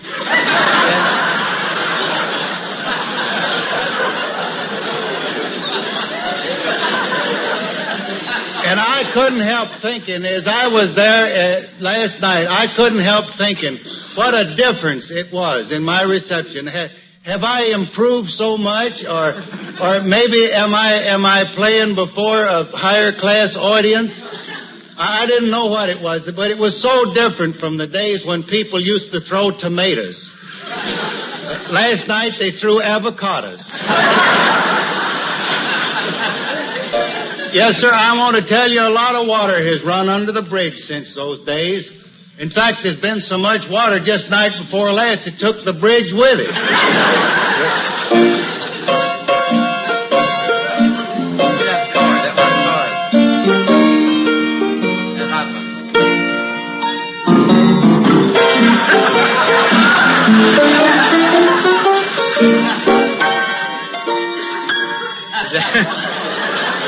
Is that the finish, Bob? Yeah, that's the finish. You can go on now doing whatever you're supposed to do around here. I've been doing much but giggling. I can't giggle all right. Go right ahead, John.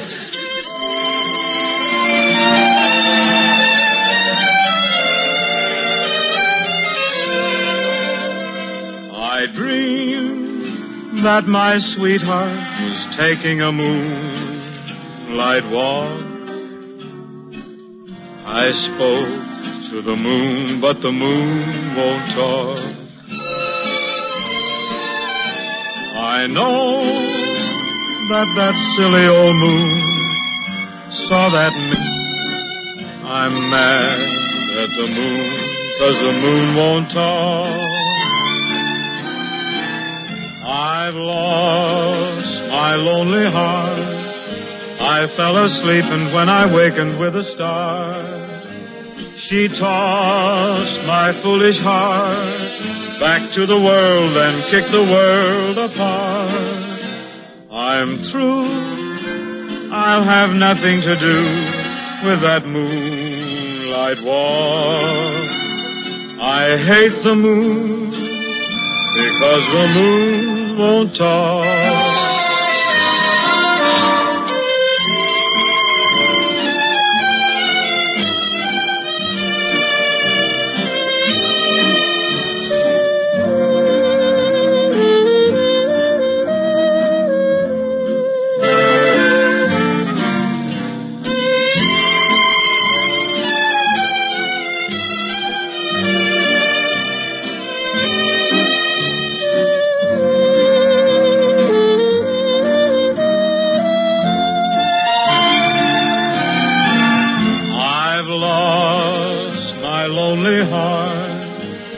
Fell asleep, and when I wakened with a start, she tossed my foolish heart back to the world and kicked the world apart.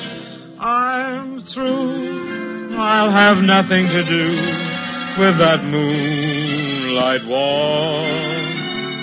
I hate the moon because the moon won't talk.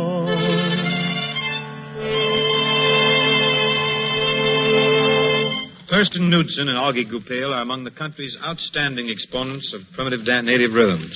Consultants on such jungle jobs as Stanley and Livingston and south of Pago Pago, Thurston Knudsen and Augie Goupil have made a number of highly regarded record albums and are considered two of the top Toscanini on the tom-toms. By way of illustration, Thurston and Augie offer their interpretation of a Tahitian conga called Orare Orare. Sounds like an Irish love song, but it's actually Tahitian, with Augie handling the wood block and the vocal, Thurston on the pahu, or bass drum, assisted by Aaron Gonzalez on the guiro. That's sort of a notched gourd that you rub a stick against, and Jose Heredia at the Cuban timpani. Bing Crosby will be at the back door in the starting blocks. But no kidding, this is really something different, so listen well.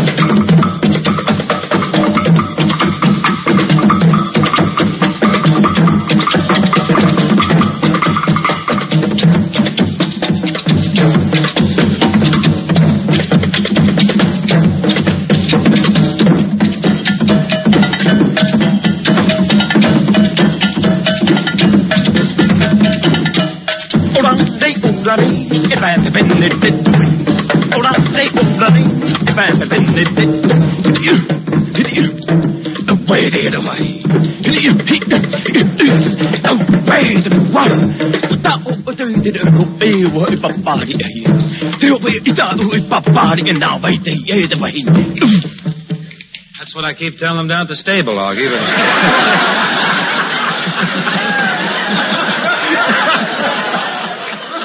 But that was fine. That was fine, Augie. Really swell. Didn't you care for that, Bob? Well, I liked it, Bing, but I don't exactly understand it. Well, tell him how to understand it, Augie. You better not, Augie. I'm afraid if I start understanding that rhythm, people they're going to stop understanding me. You don't have to understand it, Bob. You feel it. But I think maybe Thurston can explain it better than I can. It's just a matter of being motor-minded, Bob. Well, I am. I drive a car. Well, by motor-minded, I mean you think with your muscles. That won't do. Bob's muscle-bound. Tropical people think with their muscles, and their drum music makes people want to move. That's what we call compulsive rhythm. For example, in Ora Ora, you have this Tahitian rhythm. And against that Tahitian rhythm, we play Cuban conga rhythm, like this.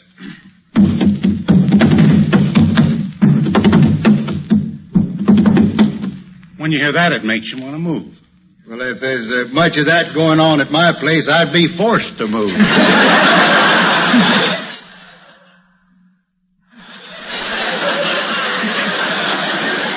Well, tell me something, Thurston. How come these different native rhythms blend together so well? Well, all primitive or unrestrained rhythm comes from a common source. Yeah, but just what is the source you claim all rhythms come from? She's an insistent elf, that Constance. Isn't she ever seeking the truth? Well, that's hard to say. Probably something very simple and elemental. Perhaps man first became conscious of rhythm while walking. The natural tendency of the hand to slap against the side. Something like this.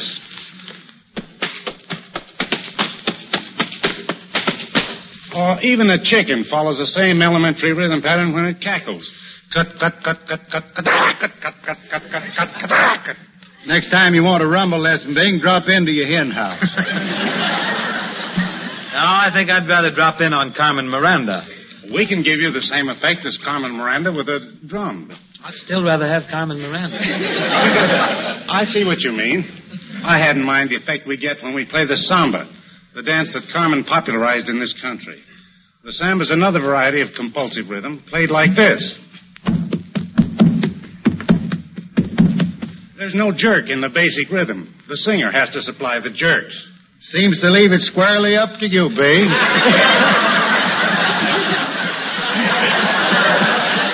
Well, as I started to say, Bing, Carmen Miranda's voice supplies the syncopation, the interrupting idea in the basic rhythm.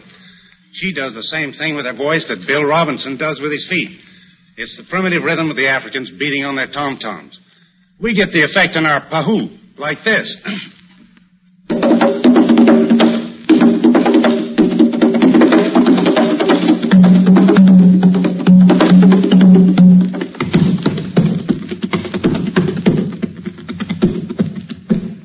You head him off the gulch, Bob. I'll get him up at the draw. Just to give you an even better idea what all that sounds like when you merge the primitive African conga with the rhythm of the samba against a background of John Scott Trotter, ever a beautiful background, Augie Goupil, Thurston Knudsen, and the company are going to play Brazilian Nights.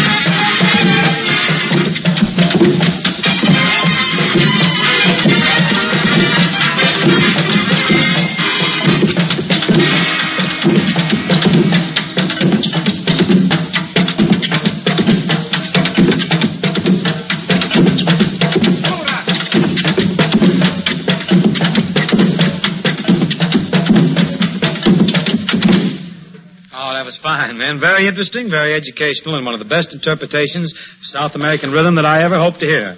Just to give us a sample of what's going on up in North America, Connie's going to give us her very best interpretation of May I Never Love Again.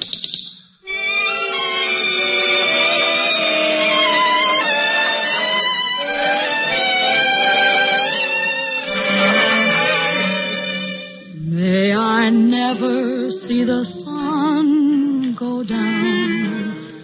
May I never feel the falling rain.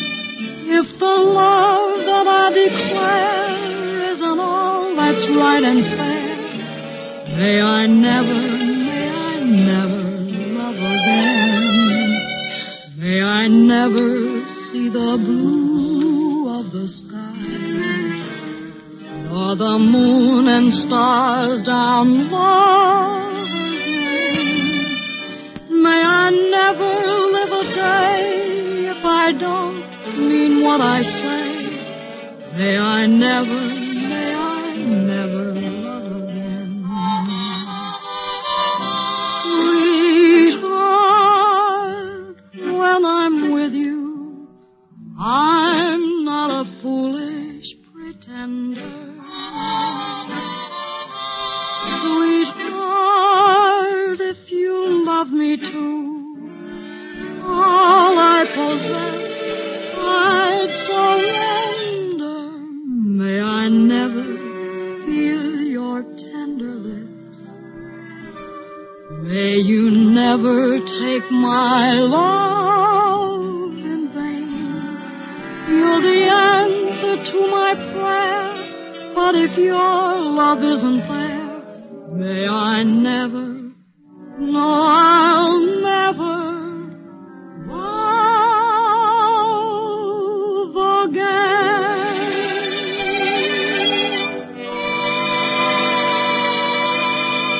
Lovely song, Connie, and thank you. But any girl that never wants to love again is definitely in need of a talking to, and I've got the man to buzz you. Ken, give out with the talking to here.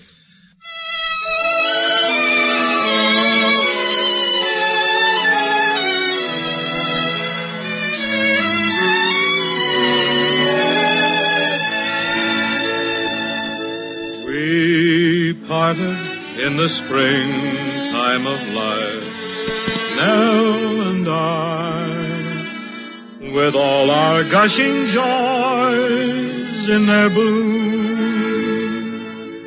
But now we've met the world's busy strife, Nell and I, and suffered from its dark, chilling gloom. Yet my heart will sigh for those days gone by that flow in my memory's sweet refrain. We parted in the springtime of life, Nell and I'll never see her bright smiles again. That about gets it for this Thursday evening in the old Kraft Music Hall, friends. There'll be another meeting next Thursday, the same time we got started tonight. Same group, too, except that Connie Burns, Trotter Carpenter, and I are going to be joined by such amiable citizens as our friend young Jack Cooper, Lou Novikov, outstanding Coast League ball player last season who just signed with the Chicago Cubs, and the popular piano duo, Fields and Fingerley. Ought to make quite a little group. See if you can join Burns, Connie, Carp, Trotter, and me next Thursday. Until then, adios. Tune in the Kraft Music Hall next week at this same time to hear all the gang with our guests, Jack Cooper, Lou Novikov, and the piano team, Fields and Fingerley. The Kraft Music Hall comes to you from Hollywood's Radio City. The Rudy Valley Seal Test program will follow immediately on many of these same stations. This is the National Broadcasting Company. Well, that'll just about wrap things up for today. Certainly hope you enjoyed the programs. If you'd like to contact us for more information on how to...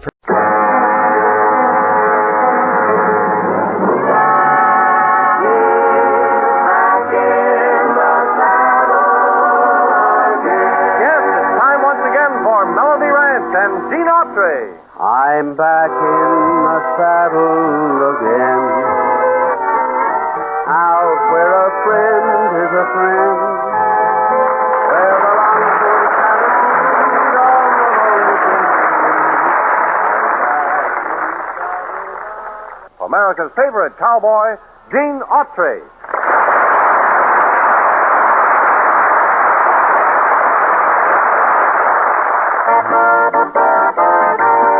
I want to drink my java from an old tin can when the moon goes climbing high. I want to hear the song of a whippoorwill. I want to hear a coyote cry. I want to feel my saddle horse between my legs, riding him out on the range.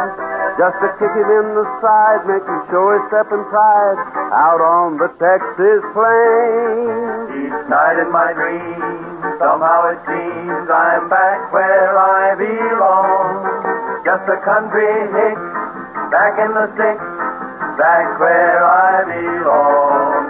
This city life and city ways is driving me insane.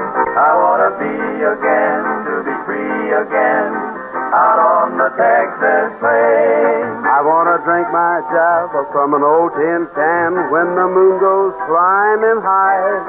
I want to hear the song of a whippoorwill. I want to hear a coyote cry. I want to feel my saddle horse between my legs, riding him out on the range.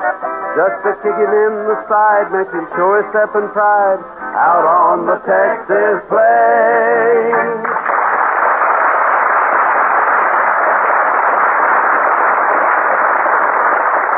Well, thank you, and hi there, friends. Welcome once again to Melody Ranch. Well, sir, seems like everybody's here and everything's in order. Of course, we aren't too fussy about order around Melody Ranch.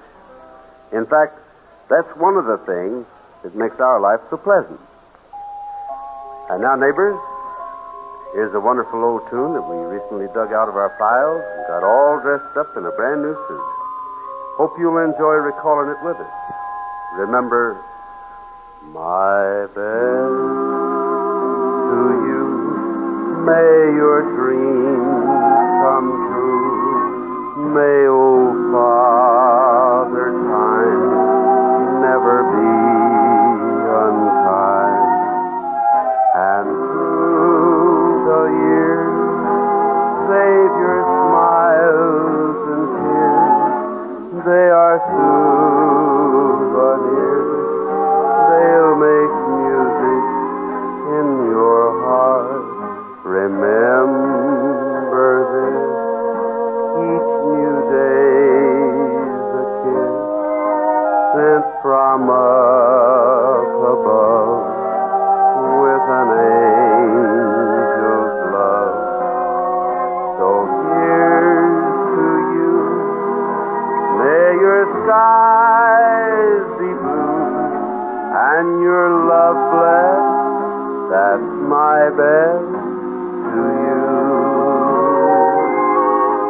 My best to you, may your dreams come true.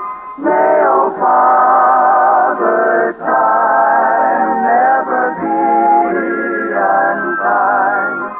And through the years, save your smiles and tears. They are souvenirs. They'll make music in your heart. Remember this, each new day's a kiss sent from up above with an angel's love.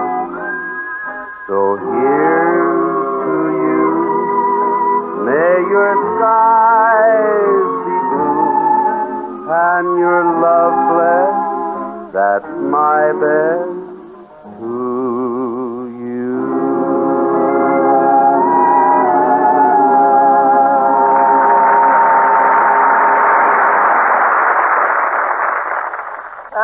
Mr. Autry, when's your birthday? My birthday? Yeah. September 29th, 1930. Huh? Why? Let's see now. That's on page 22. Here it is. It says here that today is your day of decision. Oh? Well, what am I supposed to decide? Well, I tell you, it might be nice if you decided to give me a raise. You dreamer. Besides, tell me, since when did you start studying up on the stars? Yeah, Buttram. Don't tell me you're superstitious. Well, about some things I'm superstitious, yeah. Well, what, for instance? Well, I believe it's unlucky to sleep 13 in a bed. I never work any week that's got a Friday in it. And I'm a little bit funny about leaving the house on a rainy day. Well, why? Don't tell me it's because your predominating sign don't correspond to the relationship between the sun and your horoscopic aspect. No, I just don't happen to have an umbrella. That's Well, today was a good day to have had one, Bud. Yeah. Just as I thought so. Why, I'll bet you don't even know what sign you were born under. Are you kidding? I was born exactly midnight, smack dab between Capricorn and Taurus the Bull. Well, that figures. You're half corn and half bull. Stepped right into that one, didn't I? You sure did, Bud. Incidentally, Patrick, old boy, now speaking of the heavenly bodies, Yeah. did you know that the light from the moon travels to the earth at the rate of 186,000 miles a second? Now, isn't that remarkable? Oh, I don't know. It's downhill all the way. By the way, speaking of the moon reminds me of something I want to ask you. My girlfriend's got a new car, and she wanted to take me out a little spin in the moonlight tonight to spoon around a little. Oh. Well, now, Patrick, haven't you heard? Haven't I heard what? Old-fashioned spooning is a lost art. Lost art, huh? That's right. You sure? I'm positive. In that case, step out of my way, brother, because I'm going to organize a searching party and find it tonight. Go on, Miss Autry.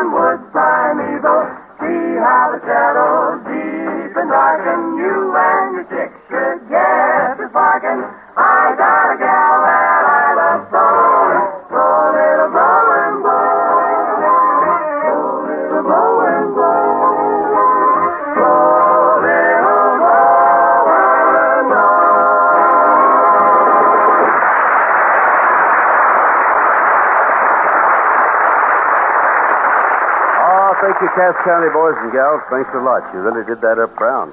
And now, since once more it's storytelling time here at Melody Ranch, I thought I'd recall for you a yarn that happens to be one of my favorites. A yarn that all had its beginning one Monday morning, not too many years ago, in Sheriff Jim Dillon's office. Anyway, as I remember now, when I walked in, the good sheriff was sitting behind his desk, wearing his usual sour expression.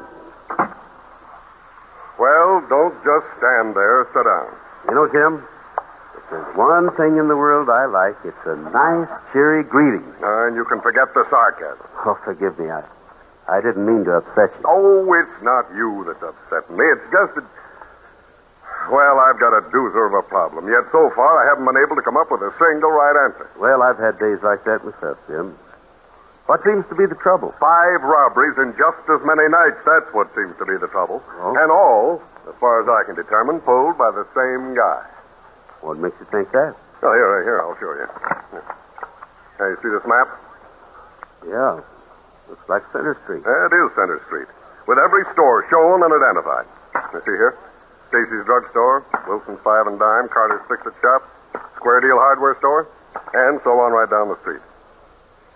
Now, here's what I'm driving at. Every one of these 5 robberies to date has been nuisance stuff, petty cash, cheap novelty stuff, trinkets and the like. Go on. Okay. Now, I've circled in red the 5 stores held up so far. Now, here's my hunch. Working on the pattern and relative location of the crimes up to now, there's only one logical place for the next robbery. Chauncey's Jewelry Store. Exactly. All the other places are either too big or too tough to crack. As like I said before, it's just a hunch, but at least it's worth a try. What have you got in mind? Just this. You and I are going to hide out in the back room of Chauncey's shop tonight. Now, that way, if this guy is working true to form, we can nab him. That make any sense? Up to now, it does. Let's wait and see what happens tonight.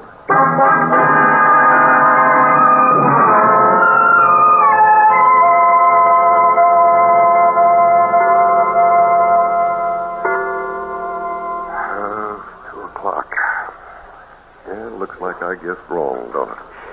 Quiet. What's the matter? I thought I heard something just then. Listen. Get your gun ready. Right. We'll wait till he gets inside. Then you get the lights. I'll take care of him. Check.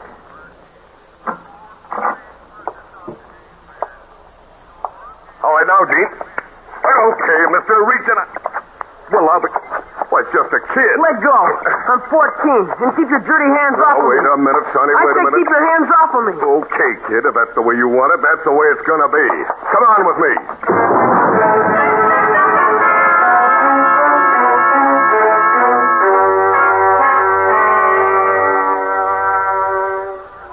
So I headed back to the ranch and started to go to bed. But I never made it. Somehow I couldn't stop thinking about that kid, wondering how he had ever gotten himself into a mess like this one that he was in now. Matter of fact, I was still thinking about it early the next morning when the sun came up. So after I had some breakfast, I saddled up Champ and rode into town. When I got to the sheriff's office, he was just looking through a pile of stuff on his desk. The kid was sitting in a chair over in the corner. Oh, hi, Gene. Come on in. Thanks, Jim. Grab a chair. I'll be with you in a minute. Yeah, now let's see. Where was I here? Oh, yeah. 4 electric clocks, 2 wristwatches, 6 cigarette lighters, 1 electric razor, and $18.65 in cash. Now, are you sure that's all you stole? I told you once it was. What do you want me to do? Put it in writing? Oh, don't worry. You'll have plenty of time for writing in the reform school. Where'd you find the stuff, Sheriff? In a shack he's been living in down by the tracks. Why? Look, Jim, can I talk to you a minute? Alone? Oh, yeah. Sure thing. Come on. We can go outside in the hall. Right. And I wouldn't advise you to try any funny stuff, Sonny. You're in enough trouble as it is. Don't worry. I'll be here when you get back. Just make sure you are. Now then, what's on your mind? Well, just this, Jim. Since that kid has no parents, I want you to release him to me in my custody. What? Are you out of your mind? Maybe. I've just got a hunch, that's all. Oh, but, Gene, that kid's bad through and through. No kid's bad through and through, Jim. That's why I'm asking you to give me a chance with him. I'll assume all responsibility. You'd do that? I'd like to try. You know, Gene Autry, you amaze me.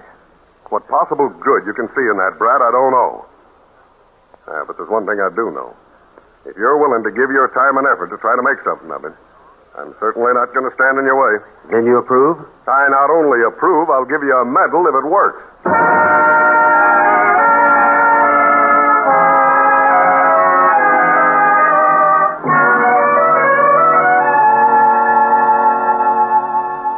And so my little experiment began. Beginning that same day, I did all I could to make young Mike Carter feel at home.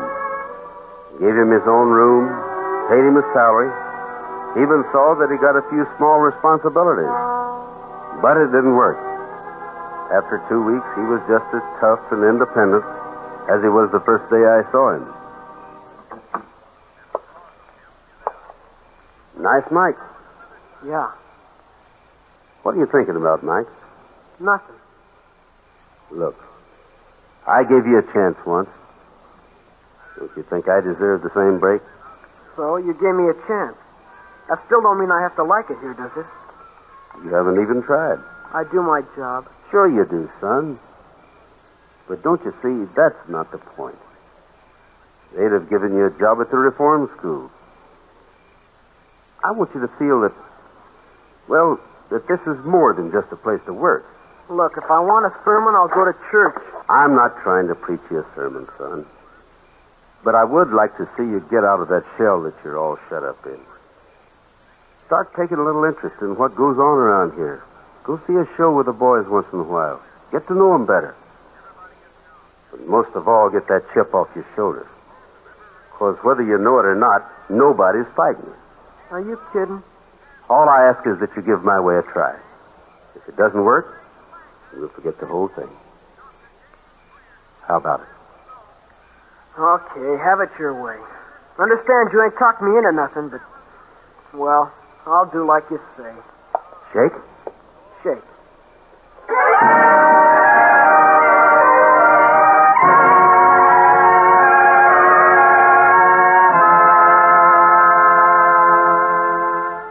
Well, sir, believe it or not, from that moment on, it was all uphill. The change in Mike was amazing. In fact, he was a completely new and different kid. Anyway, about a month later, I guess it was, I decided to try the final test. I had $50 to be deposited at the bank one day, so I called Mike in, asked him if he'd mind taking it into town for me. Funny thing, from the way he looked at me, I guess he thought I was crazy. And maybe I was. But had to find out. If he was going to leave, that $50 would take him a long way. Finally, without batting an eye, he took it, and I sat back to wait.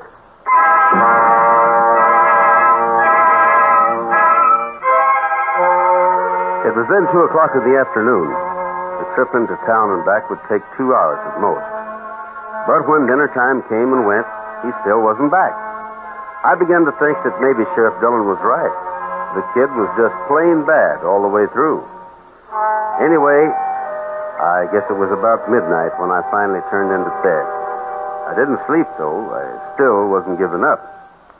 And then, I don't remember what time it was, I thought I heard a noise downstairs. Quietly, I put on my pants and headed for the front room. It was Mike. I guess you thought I wasn't coming back, didn't you? I was beginning to wonder a little. I ran out on you. Oh? I don't know why I did it, but when I got to town with all that money, something happened inside me. So I bought a $2.60 train ticket and headed for Capital City. Why'd you come back? I don't know. I just got off the train at Silver Springs and walked back, that's all. You sorry about it? No.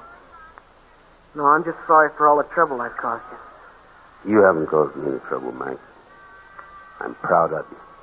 Then you mean you're not sore at me? Even if I spent part of your dough for a railroad ticket? On the contrary, son. That $2.60 is the best investment I ever made in my life.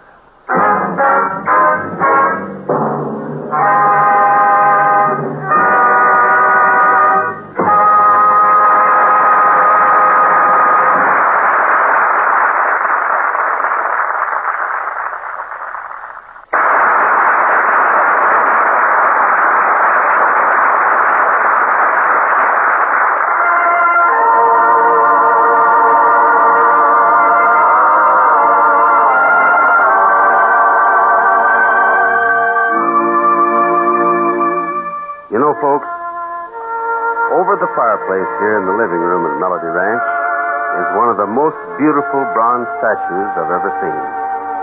It shows an Indian on horseback looking off into the sunset. His day's work done. And underneath is an inscription. The same inscription is the title of this next song. I'm weary and tired. Our work is all through, but we'll rest at the end of the trail. We'll stand by the fire where there's nothing to do. When we rest at the end of the trail. If we feel like roping, we'll hitch to a star. So just keep on loping, it's not very far. I'm weary and tired.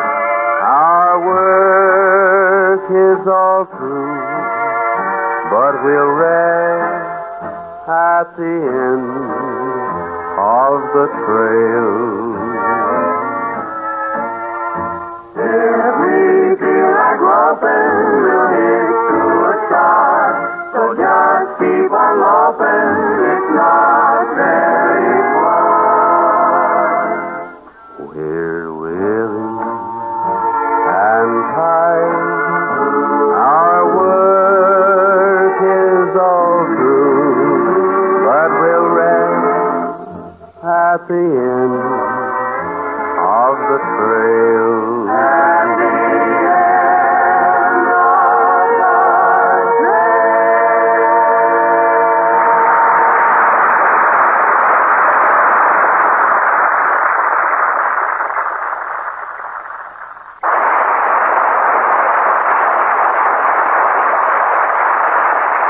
Well, good friends and neighbors, looks like that just about closes up shop for this current business. But we'll all be right back here at this very same stand, same time, same radio station. And now, this is Gene Autry asking you to keep thinking of us until we're back in the saddle again. Out where a friend is a friend, where the longhorn cattle feed on the lowly Jensen wheat. I'm back in the saddle again, riding the range once more, holding my old 44, where you sleep out every night and the only law is right. Back in the saddle again.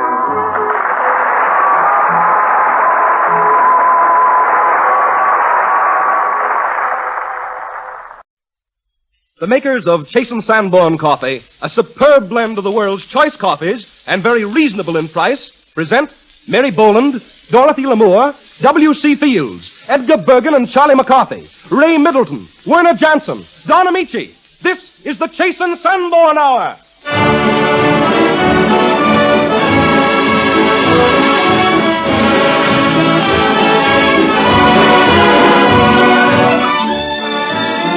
This is the Chase & Sanborn Hour, and this is Don Amici greeting you on behalf of one of America's leading comedians, Miss Mary Boland, our own turtle dove, W.C. Fields, Edgar Bergen and his little pal, Charlie McCarthy, versatile and lovely Dorothy Lamour, Ray Middleton, dramatic young baritone just signed for pictures, and Werner Jansen, America's foremost conductor. Werner Jansen plays Easy on the Eyes.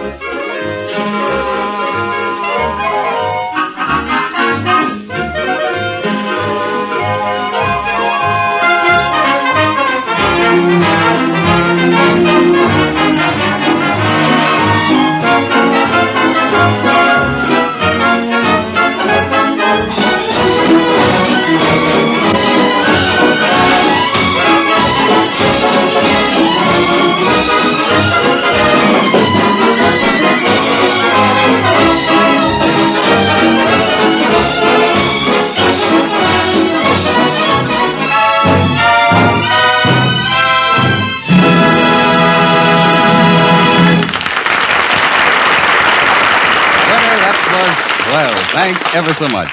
With top hat and monocle, bad boy Charlie McCarthy is at large again, accompanied by his close friend and distracted guardian, Edgar Bergen, who does the talking for them both. Edgar, I don't know why a little scamp like Charlie, who spends so much time looking for trouble, should be so welcome, but he is. Well, I do know, Don, that Charlie shouldn't be here at all today. The boy has tonsillitis, and he's trying to talk me out of it. Oh, is that so? Well, what makes you so sure that I'm sick, huh? Well, because you have a fever of 102. Is that so? Yes. 102? Yes. That's pretty good. 102 is very bad. Well, it's the best I can do. Oh, If it makes 104, I'll sell. And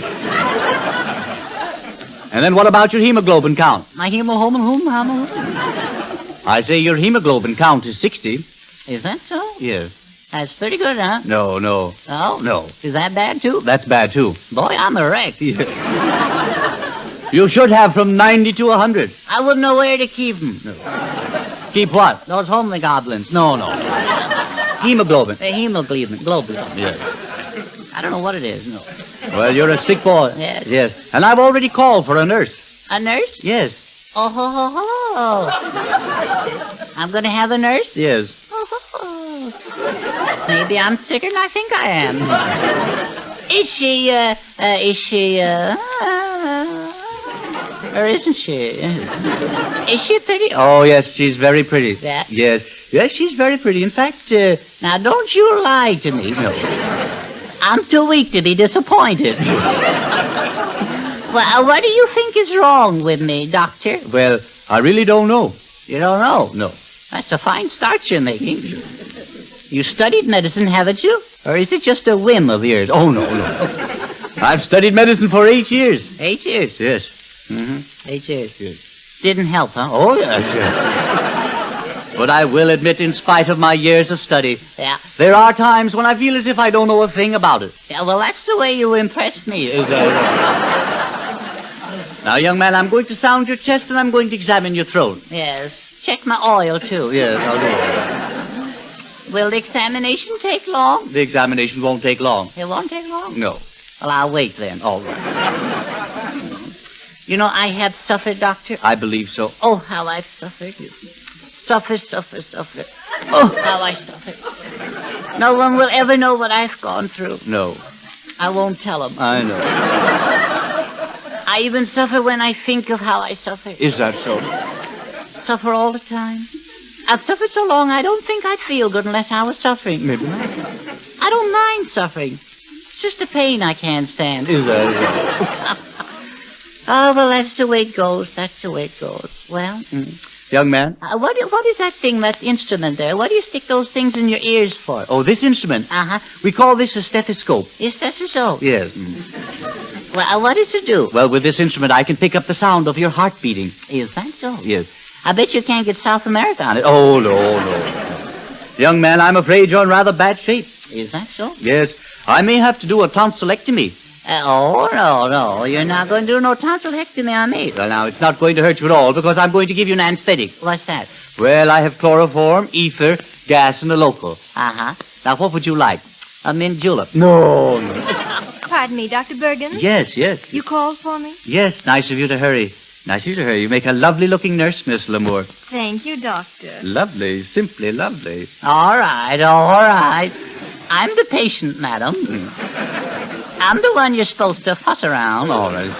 I may be sick, but I ain't dead. All right. This is our patient, Charlie McCarthy. How do you do? Oh, so. Yes. I think we have a tonsillectomy. Oh, pleased to meet you. No. Do you think you'll have to operate? Well, I'm going to paint his throat with silver nitrate solution and hope for the best. Will you give me the swab and the silver nitrate? Yes, Dr. Bergen. Make it 2. Yes, all. Well, what does this stuff taste like? Oh, a little like peppermint candy. You don't have any bubble gum, do you? No. Is it strong? No. I don't need a chaser? No. It's only a 2% solution. Oh, the stuff's cut, isn't it? Now you open your mouth. Uh-huh. Open wide. What's that thing for with the cotton on the end of the stick? Oh, this is a swab. I don't have to swallow the whole thing. Oh, no. Well, you be sure and hang on to your end. Oh, yeah. Open wide. Uh-huh. Open wide. Yeah. Well, come on. You want me to jump for it? No. There it goes. Oh, here it comes. That's stuff's awful. I think you'll be all right now in a few minutes. I don't think I'll live that long. But I do think I better keep my nurse, doctor, because I might have a relapse, you know. Oh, no. No? No. I shall see that Dorothy gets home safely. Oh, doctor. Oh, nurse. Oh, nuts.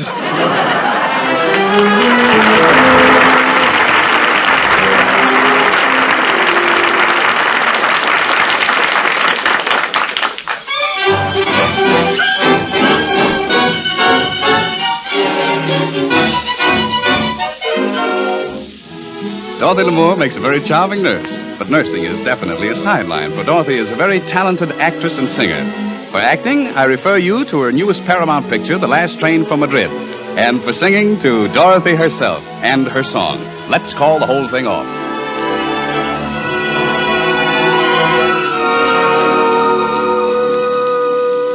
Things have come to a pretty pass. Our romance is growing flat. For you like this and the other, while I go for this and that. Goodness knows what the end will be. Oh, I don't know where I'm at. It looks as if we two will never be one. Something must be done. You say either, and I say either. You say neither, and I say neither. Either, either, neither, neither. Let's call the whole thing off. You like potato, and I like potato. You say tomato, and I say tomato. Potato, potato, tomato, tomato. Let's call the whole thing off. But oh, if we call the whole thing off, then we must part. And oh, if we ever part, then that might break my heart. So if you like pajamas and I like pajamas, I'll wear pajamas and give up pajamas. For we know we need each other, so we better call the calling off on. Let's call the whole thing off. Oh, Miss Lamour, that song was lovely. Très lovely. Only you can sing it just right, my pretty one. Thank you, but really, Charlie, I've heard you say that before. Have I told you how frightfully lonely I was all alone in Hollywood? Yes, you did. And then I suppose comes the lemonade. I was coming to that, yes. You don't like lemonade? Oh, sure. But not with you. Oh, the girl is out of her mind. She spurns me.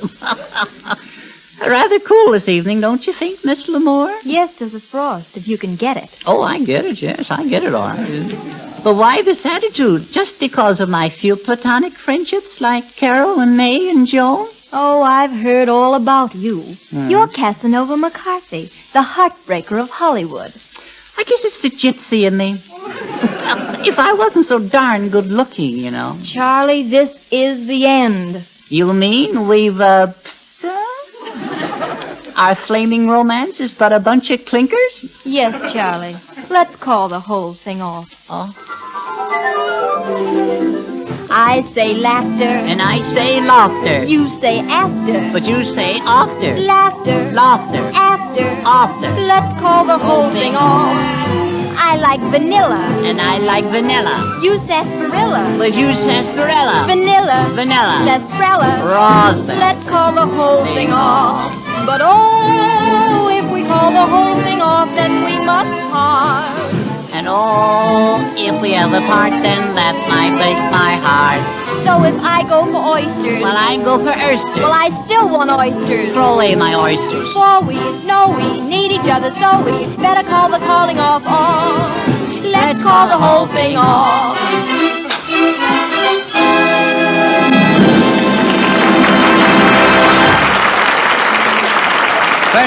Thank you, Dorothy, and curtsy to you, Charlie. And now Donald Briggs has a word for everyone who likes good things to eat. All right, Donald. Thank you, Don Amici.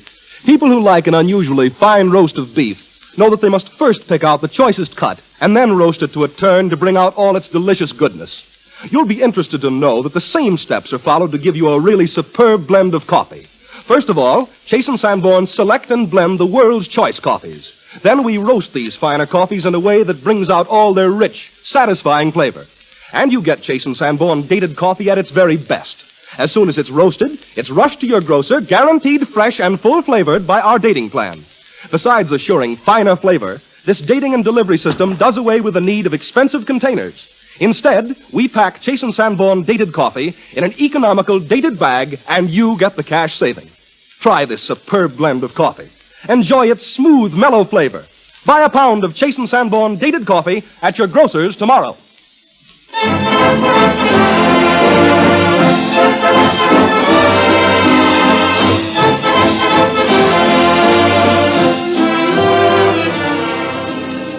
Mary Boland is one of our most famous and popular comedians on the stage and on the screen. We are happy to present her in one of her most successful roles, that of Susan Martin in Cradle Snatchers, Miss Mary Boland.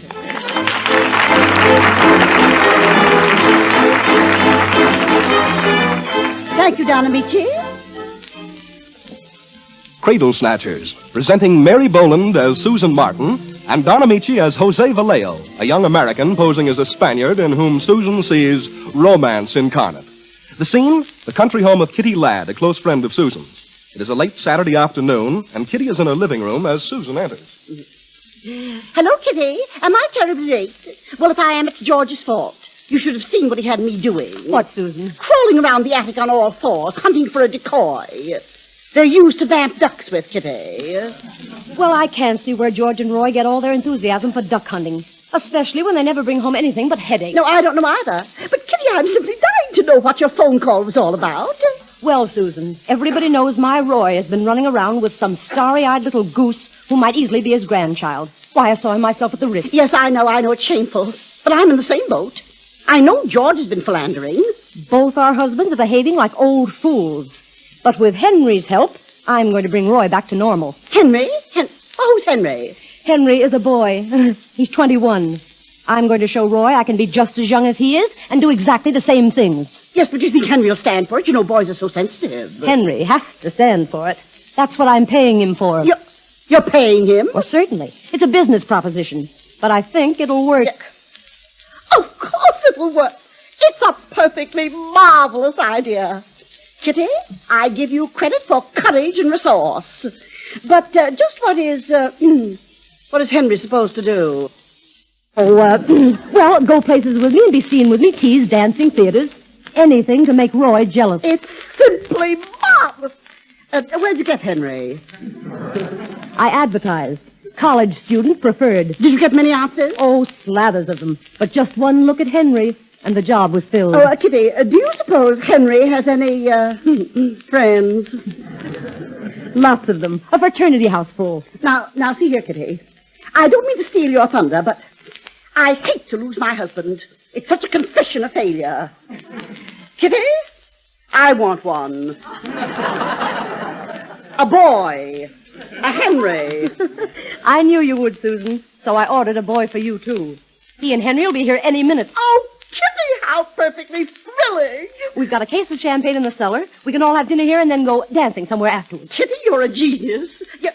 But suppose I don't like my boy. Do you think I could exchange him? I guess so, but I think you'll like him. He's a roommate of Henry's. He sells his blood to a medical college. $25 a quart. Must be good blood. And he's studying to be an osteopath. An osteopath? I adore osteopaths. His name is Vallejo, Jose Vallejo. His father's Spanish. A Spanish osteopath. Oh, how marvelous. I'd better tell you about the rate. Oh, yes, Kitty, yes. What do boys charge? Well, I'm paying Henry $2,000 for 6 months and expenses. But for both of us, don't you think there might be a discount? Well, I asked Henry about that, but he didn't think so. No, I don't suppose this is like a fire sale. That must be the boys now. Buenas noches, senora. Oh, I can't stand it. I can't stand to be dying of excitement.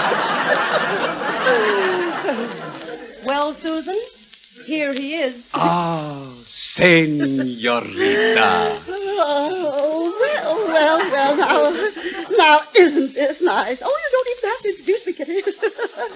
Oh, I know a Spaniard when I see one. There's something about a Spaniard that never fails. You are Senor Jose Vallejo, n'est-ce pas? Si, senora. And your obedient servant. I kiss your hand. Oh. Well, I don't think I'm needed here. I'm going to find Henry. You speak Spanish, senora? Well, conversationally, I'm null and void, but between you and me, Jose, emotionally, I am Spanish. I like your eyes, senora. Oh, and I like your eyes, senor. I can tell you myself why. It is for the reason they are fearless. For instance, you are senora. That means you have a husband. Well, least of all do I fear husband. Oh, is that so? Well, how great of you. If you doubt it, it is because you do not know me, senora. Am I not Don Jose Vallejo, who with one Greek tore the bars from the palace window at Madrid that I might better see the black eyes of Lady in Waiting to the Queen? Am I not Don Jose Vallejo, in whose veins flows the blood of Castilian princes, who loved as they fought, fiercely and furiously? Oh, and for only $2,000. Husbands, white, measly worms. Caramba! Oh, Jose, you're marvelous. You know, you're wonderful, simply wonderful. Look, senora. There is a moon coming up to drip its golden light around us, and there are stars and the sweet lush scent of big red roses. So what do we care for husbands? I ask you that. Nothing. Not a single thing. Your husband come and he find us and he shoot and he do not miss. What matter? You may die. But at least you have known a man. And to think you're an osteopath, too. Yes, senora. You want I should show you? Oh, I'd love it, Jose. I totally adore it. Oh, shall I sit here on the couch? I think I'd better take off my shoes. Always relax better than shoes off. There. So, we begin on the back. Oh, Jose, you are marvelous. Oh, dear, you're making an awful mess of my hair. Oh, I love it. Oh. I'll never be the same after this. Oh, I feel so relaxed and so loose. Susan Martin, what is this? What's going on here? George, what are you doing here? That's what I'm asking you. What are you doing here? And with this... Oh, George, now I can explain. Explain? After what I've seen with my own eyes? Look at your hair. Look at your dress. Look at your feet.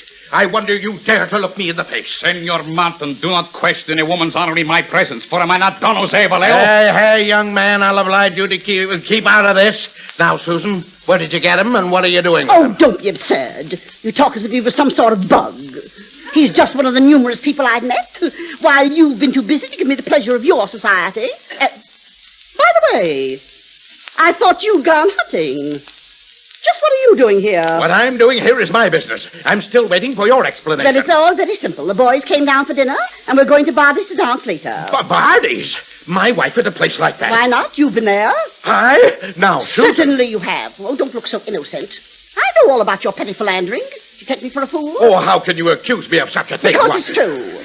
I suppose Roy's in the garden telling Kitty some cock and bull story about that little blonde of his. Roy and I have been friends for years, and I know he's innocent of any petty philandering, just as I am. I beg your pardon, Mr. Martin. Well, what is it, Paul? The young ladies you sent away in the car, sir, are back again. Yeah. Oh, the young ladies. Ah, senorita. Quiet, you. They say you promised them some champagne, sir, and a party, sir, and they're not going to leave until they get it. Listen, Paul, go out and put a case of champagne in the car and tell the young ladies to go to somewhere and drink it by themselves. Very good, sir. Oh, now that isn't nice, George. Why don't you invite them in? We're leaving just as soon as I get my Spanish shawl. Oh, Susan, don't go. Now let me explain. George Martin, I'm tired of your explanations. For years, you've been running around making an old fool of yourself. Well, what's sauce for the goose is applesauce for the gander. I'm going to do a little running around myself. I've got a dancing chic. I'm just crazy to learn to swing it. Get a champagne jag, stay out all night, and do all the things that you've been doing for the last 10 years. Come, Jose. Hey, here, you Latin from Manhattan, if you take one step... George Martin, you let my decoy alone. Now, Susan, don't you dare to leave this house. Oh, why? I'm only going on my annual hunting trip. As you told me once, George, you said, Susan, you don't know the thrill of it, to be standing in the hushed gray dawn of a misty morning, and suddenly out of nowhere you see a bird in flight. First one, then two, and then three of them. Breathlessly you take sight. breathless, you pull the trigger. And what do you bring home? Chickens. Oh, Susan. Adios, George. I may be gone a day and I may be gone a week. But while I'm gone, you can wait. As I have waited for 10 years. Come, Jose. Si, senora. To hear is to obey. Am I not Don Jose Vallejo, in whose veins... Yes, I know all about your veins. Now, Susan, wait. I'm going. And while I'm away, George, I wish to heaven you'd learn a little Spanish. Caramba!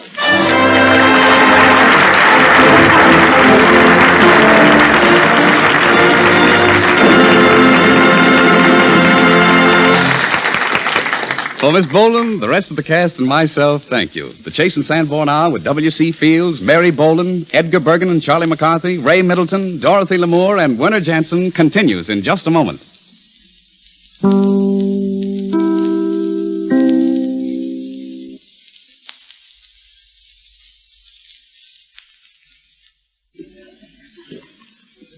Bum, bum, bum.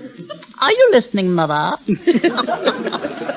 Oh, the tintinnabulation of those bells. Oh, hello, Miss Boland. I'm Charlie McCarthy. Not Casanova McCarthy of Hollywood. The very same? I think Casanova was quite a lover, don't you? Yes.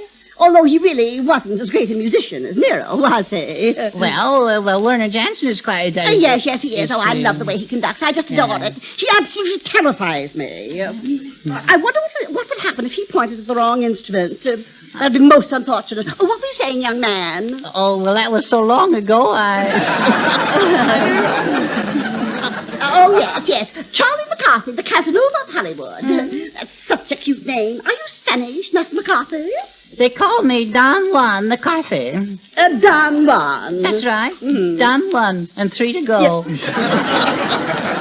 Oh, they do? How interesting. I can see why they might say that. That look in your eye. Oh, you've noticed it too, huh? Oh, why was I cursed with this fatal charm? Now, your left eye looks the most Spanish. The pupil's darker. Yes, a week ago they were both Spanish. And closed. Are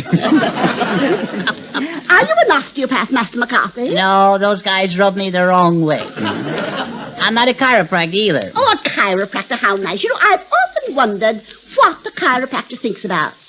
What do you think about Master McCarthy? Well, right now I'm beginning to think I like W.C. Fields. Oh, you mean Willie? Uncle Willie? Oh, he's such a charming man, such savoir-faire, such poise, such, what shall I say? Such a nose. Honest, if he painted green stripes on it, it would look like an awning.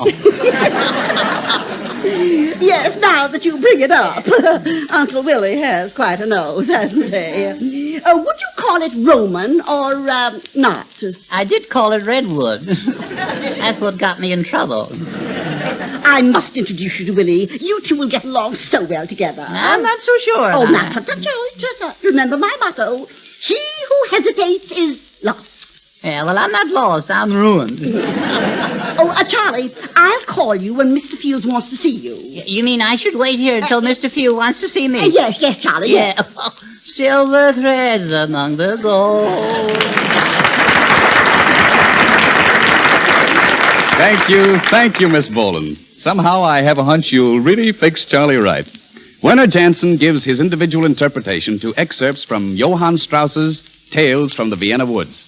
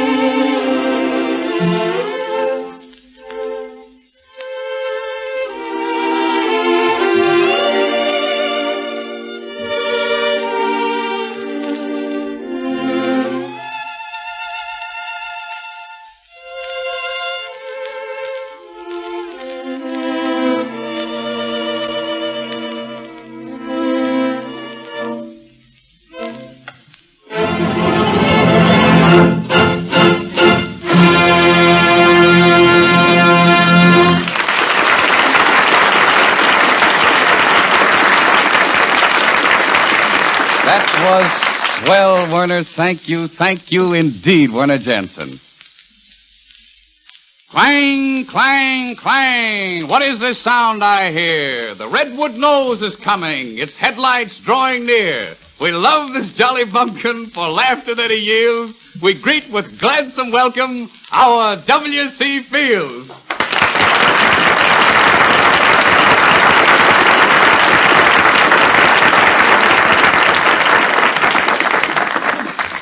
Well, Bill, how did you like my clang, clang, clang? Don't even mention that. That's a bait one of me. It means black bear, Don. All right, Bill. Amici shall not clang tonight. Anyway, we're all one big happy family, aren't we? I guess we are. I don't know. It isn't so happy, Don, when you analyze it. Why, you thinking about Charlie again this week, Bill? Oh, not particularly Charlie, everybody. The musical highlight on the program has been airing disparaging opinions about me. You mean Werner Jensen? I don't mean Ann Harding.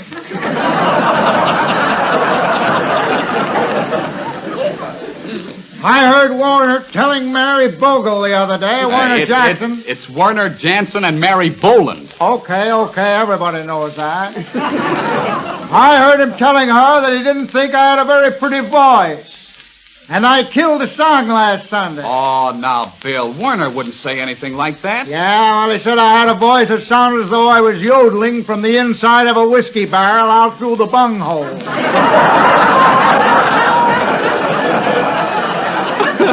A bunghole baritone, huh? Now, listen, Don, do I look like a man that was addicted to alcoholic stimulants? Why, not at all. Not at all, Bill. Oh, that's funny. I thought I did. All right, then you do. Don, I was just thinking about the time when I was a young man. Oh, reminiscing, huh? Yeah. Another thief and myself, another little chum and myself.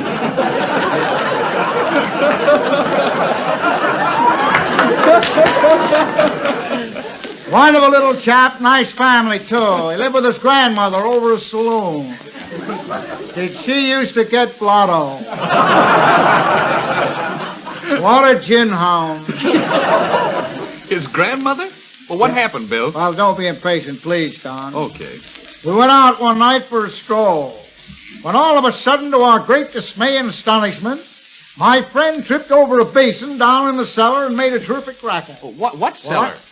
Oh, yeah, I forgot to tell you about it. We casually wandered into a stranger's cellar. Well, who was the stranger? If I'd have known who it was, he wouldn't have been a stranger, would he? Well, the man went down that owned the place. He heard the noise. He lit a candle. A candle in a house? Yeah, that was the early days, Don. It wasn't until 10 years later that Edison invented the electric light. Bell came in with the telephone. Fulton quickly followed with a steamboat. Automobiles began to run up and down the street. Docile Darwin hung his head. He knew his day had gone. The days of the runaway horse were over. Automobiles were killing people instead. Yeah, progress is remarkable, isn't it, Bill?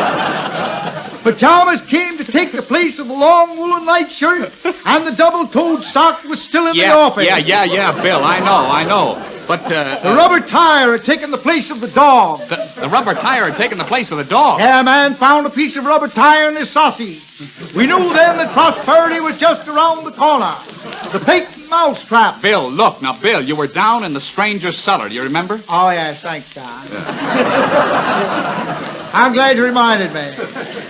The man reached for a can of prune whip. He wound up, and he let fly. The can hit me plumb on the bupkey. The bupkey? Yeah, the fight was on. Fight, fight, fist to fly. See the gash right o'er my eye. The blood is gushing. Gushing? Yeah, gushing. Get a bag.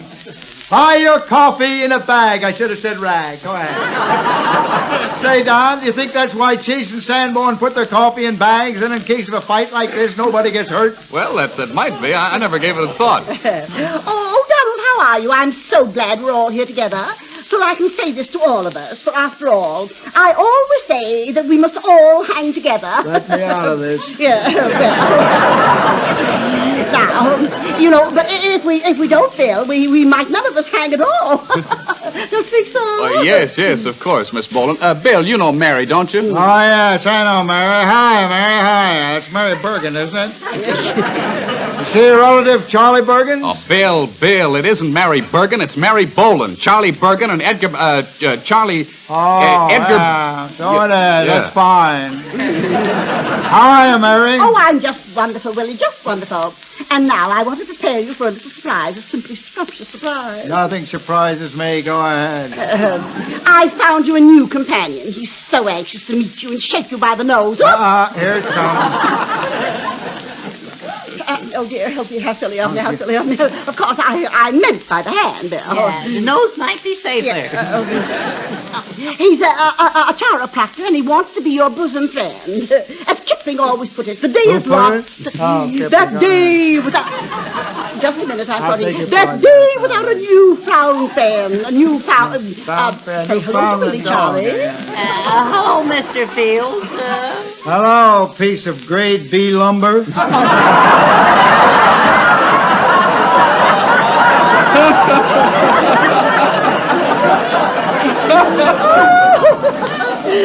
Oh, dear, isn't Uncle Billy cute, Charlie? He always says the funniest things, and he's so distinguished. He has the most distinguished nose I ever saw. Boy, she's asking for it. You better keep his nose out of this, Miss Boland. Yeah, keep my nose out of it and yours, too. I think friendship is such a wonderful thing. It makes people so friendly. Don't you think so, Willie? Who cares? Now, really, Willie, you are not yourself tonight. I don't know who you're, but you're not yourself. Do you feel well? Charlie, ask Willie how he feels. I should know better, but here it goes. How do you feel, Mr. Fields? I feel all right. You want to make anything out of it? You ever see a kid like that? He always wants to pick a fight. I'll saw his arm off.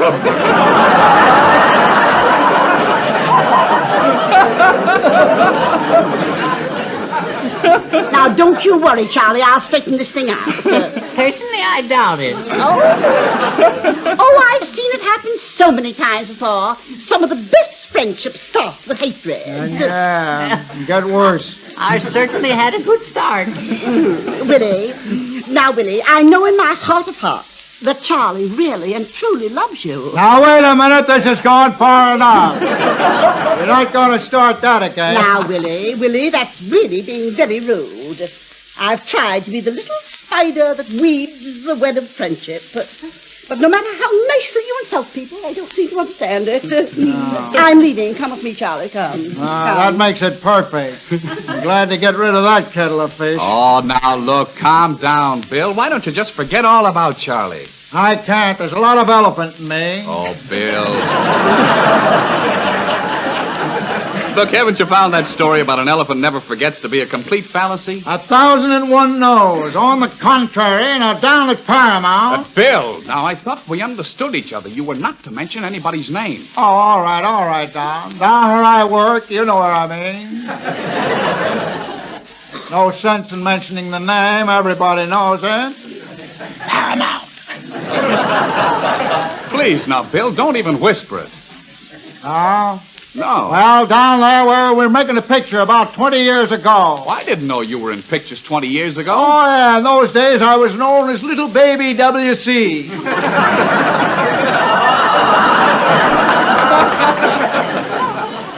I was a bit chubby, but strong. What do you mean? Dismiss it. We were shooting a circus scene in the picture. We had a whole herd of elephants. I came upon one monstrous beast, breathing in pain, and trumpeting. Bill. Was I off key? Yeah, slightly, but go on. I perceived the great mammoth to run a carpet cat into a ponderous paw. You mean foot. I often wondered what they call it. And being an animal lover of animals, I extricated the tack from Mousie's paw. That was her name, Mousie. Oh, well, say, that was kind of you. Yeah, well, 20 years later, we were still making retakes of the same picture.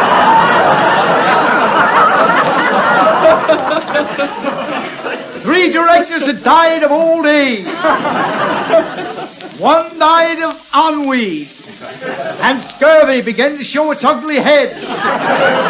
The old spirit of Rook thy neighbor, the old spirit of Carry On was still with us. Now, look, Bill, getting back to the elephant. Oh, yes. Well, the elephant looked up at me. She recognized me. Her face lit up in it like a church. Can you imagine the great pachyderm's face lit up? What radiance! The entire scene was bathed in effulgent light. Say, that's very poetic, but what happened? Ah, yes, the elephant never forgets. She lifted her proboscis. Her what? Her trunk. Pardon me if I get too literary. The elephant entwined the great trunk around my fragile body. I was fragile in those days. Tipped the beam at 120 in the raw. Say, it's pretty light for you, Bill. I used to be a reindeer jockey. A reindeer jockey? Never mind, I was fragile through worry. A dear old aunt of mine, whom I'd never seen, died in Bulgaria. In Bulgaria? Drinking buttermilk. During the Indian uprising. Oh, now look, go on, Bill, please. Ah, What yes. did the elephant do? That's right, yes. We were in a circus. The elephant lifted me out of what she thought was the 10-cent seats and deposited me in what she believed to be the dollar seat. Well, that's an excellent way of repaying her debt of gratitude. Oh, yes, I have dedicated the following verse to the elephant. Pachyderm, pachyderm, blow thy trumpet. Drink this bucket of tea and crumpet. Say, Bill, I'm surprised that you don't make a life work out of this beautiful poetry you write. Ah, yes, read my book. Your book? Yes, a cherry little volume entitled Epitaphs on Tombstones, or Fun in the Cemetery. Don't miss it if you can. May I give you a few samples? No, don't bother, Bill. Here is epitaph, page 197. Bill. I loved my mother. I hated to leave her. Bill. But what could you do with scarlet fever? Thank you, Bill. Thank you. Another on page 106. That's fine, Bill. Here Thanks. lies the mother of 28. Thank you, Bill. There might have been more. Goodbye, but now Bill. it's too Goodbye. late. Thank you, Bill. Thanks. Thanks a lot. Now, Thank reverting you. back to page 4. Thank you. Goodbye, Bill. Goodbye. Here lies the remains of Mark. Goodbye, Bill. Goodbye. Thank you very much, W.C. Field.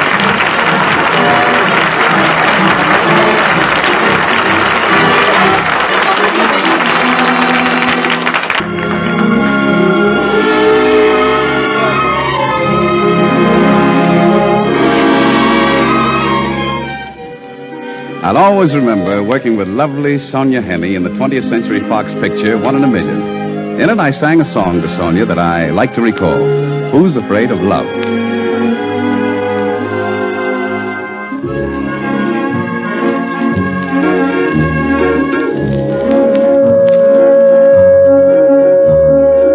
Who's afraid of love?